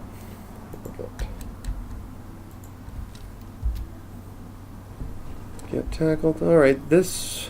Should we wrap up with something other than this? Should I show them something else, Bob? Or we got a few minutes left. Do you guys want to see anything else, or do you just want the last rung to be in between? We'll get next week. Bob will be taking over again. I'll be away. I'll be hopefully watching it somewhere on a beach. And we'll finish this storyboard, I think, not fairly quick, but I'll get to it. And then I think a lot more of the Drawing Bloods will be sort of focused on in-betweening this stuff and getting all the fine-tuning done. Because we're sort of on borrowed time where we need to get this finished by mid-June, I think, is the deadline for us to get this and all that stuff. But I'll post stuff on social media about when the festival's coming up. And I hope to see some of you guys there. The people who play this seem to really enjoy it so far, so any chance we get to show it off, I get excited. And you can come and meet the crew and all those guys. Hopefully Cody flies up.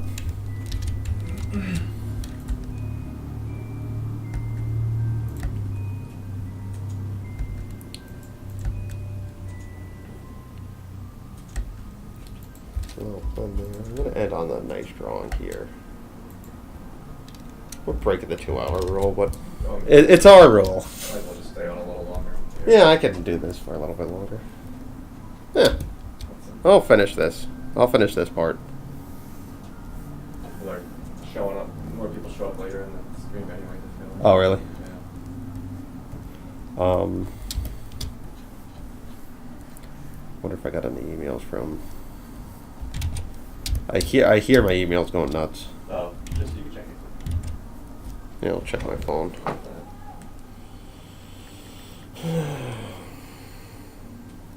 6. Okay. Yeah, no, that's cool.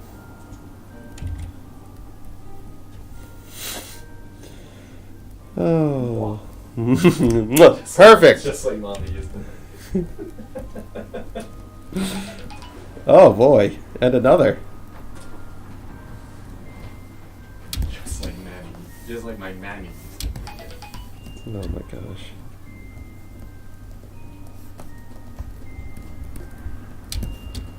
Yeah, you can see some of Cody's friends when you go down. Are you gonna see Cody? Where? Oh, well, I'm on the other coast of Florida is the problem, because my parents are retired and they go down there 2 months a year, so I bring my wife and our kids down there, and but they have a dog, and that was the only place they could find now that had that would rent a place for 2 months with a dog. So we're on the other coast, but I do plan on going to see my grandma there too, and that's when I'm in Cody's neck of the woods. So I could meet some of his. He claims he has friends, and I haven't seen much evidence of that.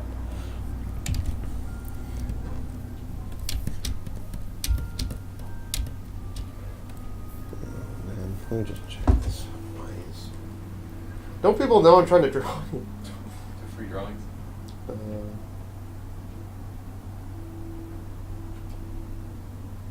What part of LA are you from? I don't think these clients know we're in New York. Unless they're talking to the other guy. Yeah, well, they're hit replying all then. Classic mistake. That was the best. That Nickelodeon one where Yeah. they replied all and told us Wait. how horrible we were. Yeah, we've got replied all before from one of our bigger clients. And someone was saying how how we weren't doing something right. Meanwhile, she was the one not supposed to be letting us know that. In Culver City. Oh, I guess they're talking to Terry.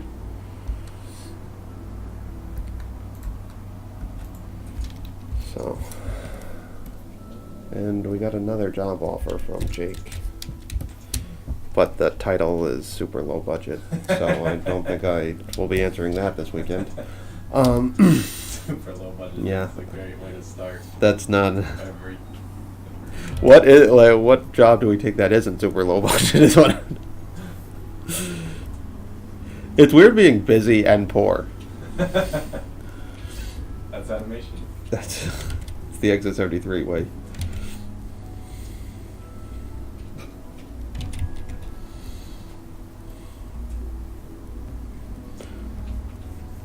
Sort of flipping this guy.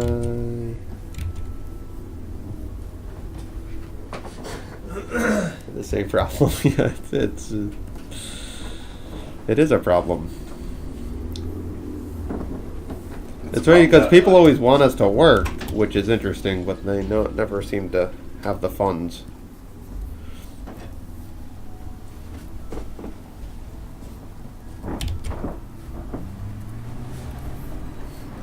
There's a heck of a lot of people working in offices telling them No. what they're doing. It's same as it ever was, I guess. I'm just at the age where it's bothering me now.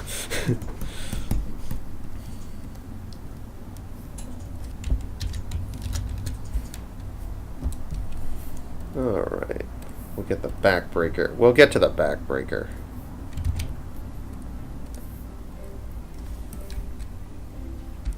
So he grabs him. So ideally this guy's going to jump on his back and grab him. We could probably land on that a little longer. That's a good shot.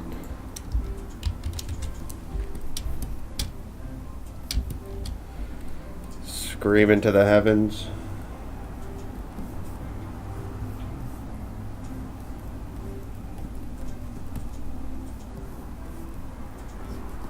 This one. This.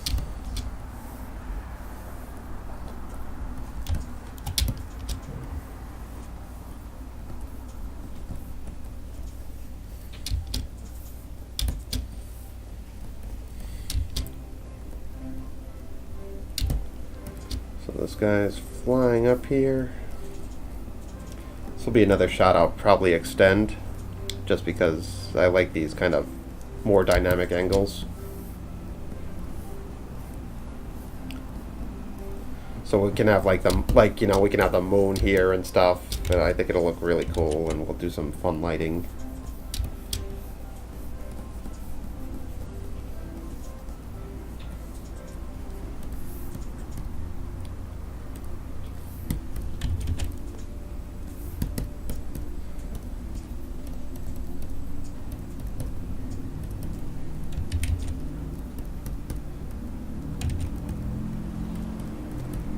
Why it's coloring like this is because I have, since I'm doing it kind of chicken scratchy, I got it on don't close gaps all the way. Which is sort of a blessing and a curse, because then you get weird stuff like that happening. But again, this is just for... Is there any storyboard or previous animation pilots you hadn't finished and would love to continue? We have one, I mean, it's a short I guess idea. not enough if we didn't do it. Yeah, we try to, every time we come up with an idea, we at least try to make a short out of it. Though we do have some boards that we pitch stuff to. Just got to the boards part. I think that, well, it's not storyboard, but we made a pitch book called The Classified File of Ripley Riggs, where I still really like the idea. It's a real kind of expansive idea, though, so to execute it would take a serious amount of time. So, but we got a script and everything ready, and all the character design and all that stuff done. And, you know, that could even make a kind of interesting game, too, when I think about it. Yeah. No, I really like that one. And we pitched that to a few places. It just... Yeah, we never really followed.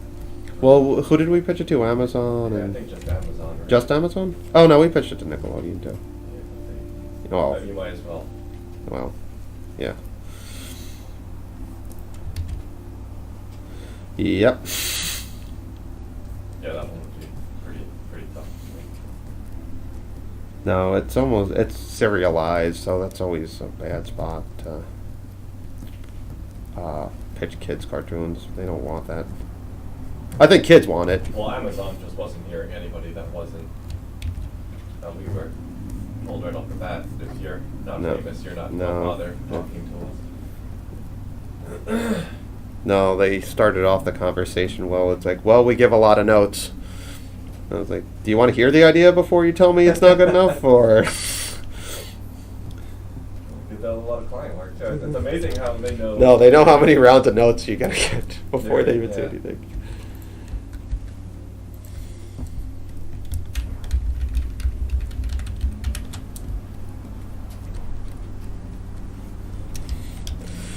Yeah, they are. You'll find if you guys ever make the mistake of running a studio Or pitching. or pitching or stuff, you'll love the things that come right off the bat to you.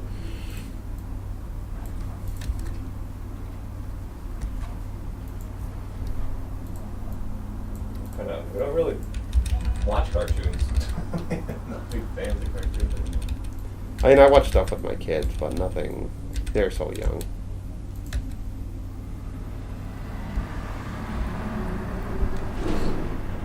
What kind of shows do you? I guess let's see. My favorite cartoon. I love Samurai Jack. I thought that was brilliant. I'm glad they kind of even got to finish it. That makes me happy. I always like the look of Adventure Time and stuff, though I will be the first to say I haven't seen a lot of them. I like Gumballs. Gumball, I think, is brilliant. I think it's one of the more well-written shows. I also like the style. I like that they kind of... They did mix media really well. But writing-wise, it's funny. I feel like anytime you could tell like they're writing for adults, too, is a good start for me, because too many people just write for kids, and I don't find kids shows all that. I don't think kids care either. Yeah, all that. They're very formulaic, I guess. Well, people act like they're really writing some genius stuff. No, that's true.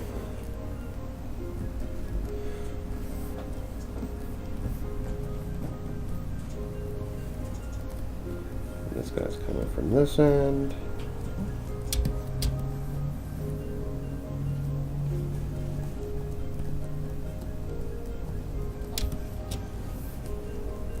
Yeah, Gumball's great though. I wish more stuff was like that. Not just the look. I like they did like a lot of almost 80s themes, and I find 80s stuff fascinating because, again, to kind of reiterate my point of being reductionists and sort of storytelling, and try to do it in life too, is it's they 80s just got to the point super quick. Like, there was not a lot of drag. Like, if you watch something like Commando, say, by the time he's feeding his daughter an ice cream, she's already been taken hostage and stuff. It's like, all right, we know where we are, and these new movies and stuff, I don't know. You're at the 98-minute mark, and then you get one action scene, and then credits, and then sequel. It's like, I don't have time to waste. All right, I think that's where we're gonna end off, because that.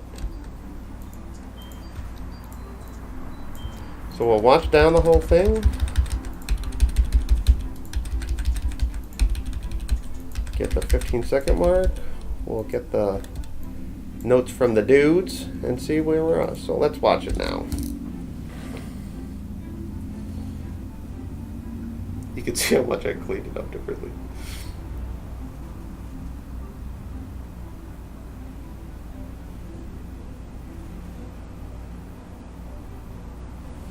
So, well, we're gonna have to add a lot. I'm gonna tell you. That background, it feels like that Dark Knight when he's fighting all those monsters. Yeah. In the pit.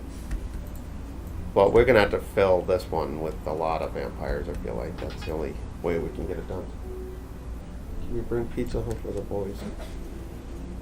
Boy, I guess so. Well, Becky, I'm ready to sign off on that. I think that's good, because I wanted to see all three kind of interact by the end too, and they're kind of running up Dracul. So we're at the 16-second mark. I should be able to finish this. I'm gonna give it another two drawing bloods, but again, next week I won't be around. Any other questions? Oh, thanks. I'm glad you guys are liking it.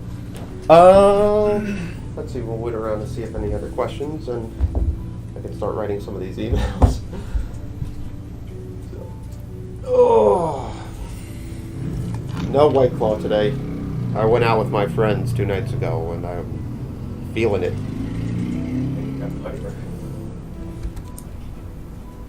All right. One more time. I think when we fill out the backgrounds, we get all the other stuff. Okay. All right, everyone. Well, thanks for joining us again for this little extended version of Drawing Blood, Episode 7. Next week, we'll get some Bob, maybe some more backgrounds or something. You think you'll do more backgrounds? Yeah, I do some. Okay, yeah. Music next week. Oh, maybe he'll do some music. That'll be a nice treat for everyone. Until then, we'll see you next week. You can write any comment on YouTube you want, and we'll get back to you. All right, good. All right. Enjoy the weekend, guys. Take care.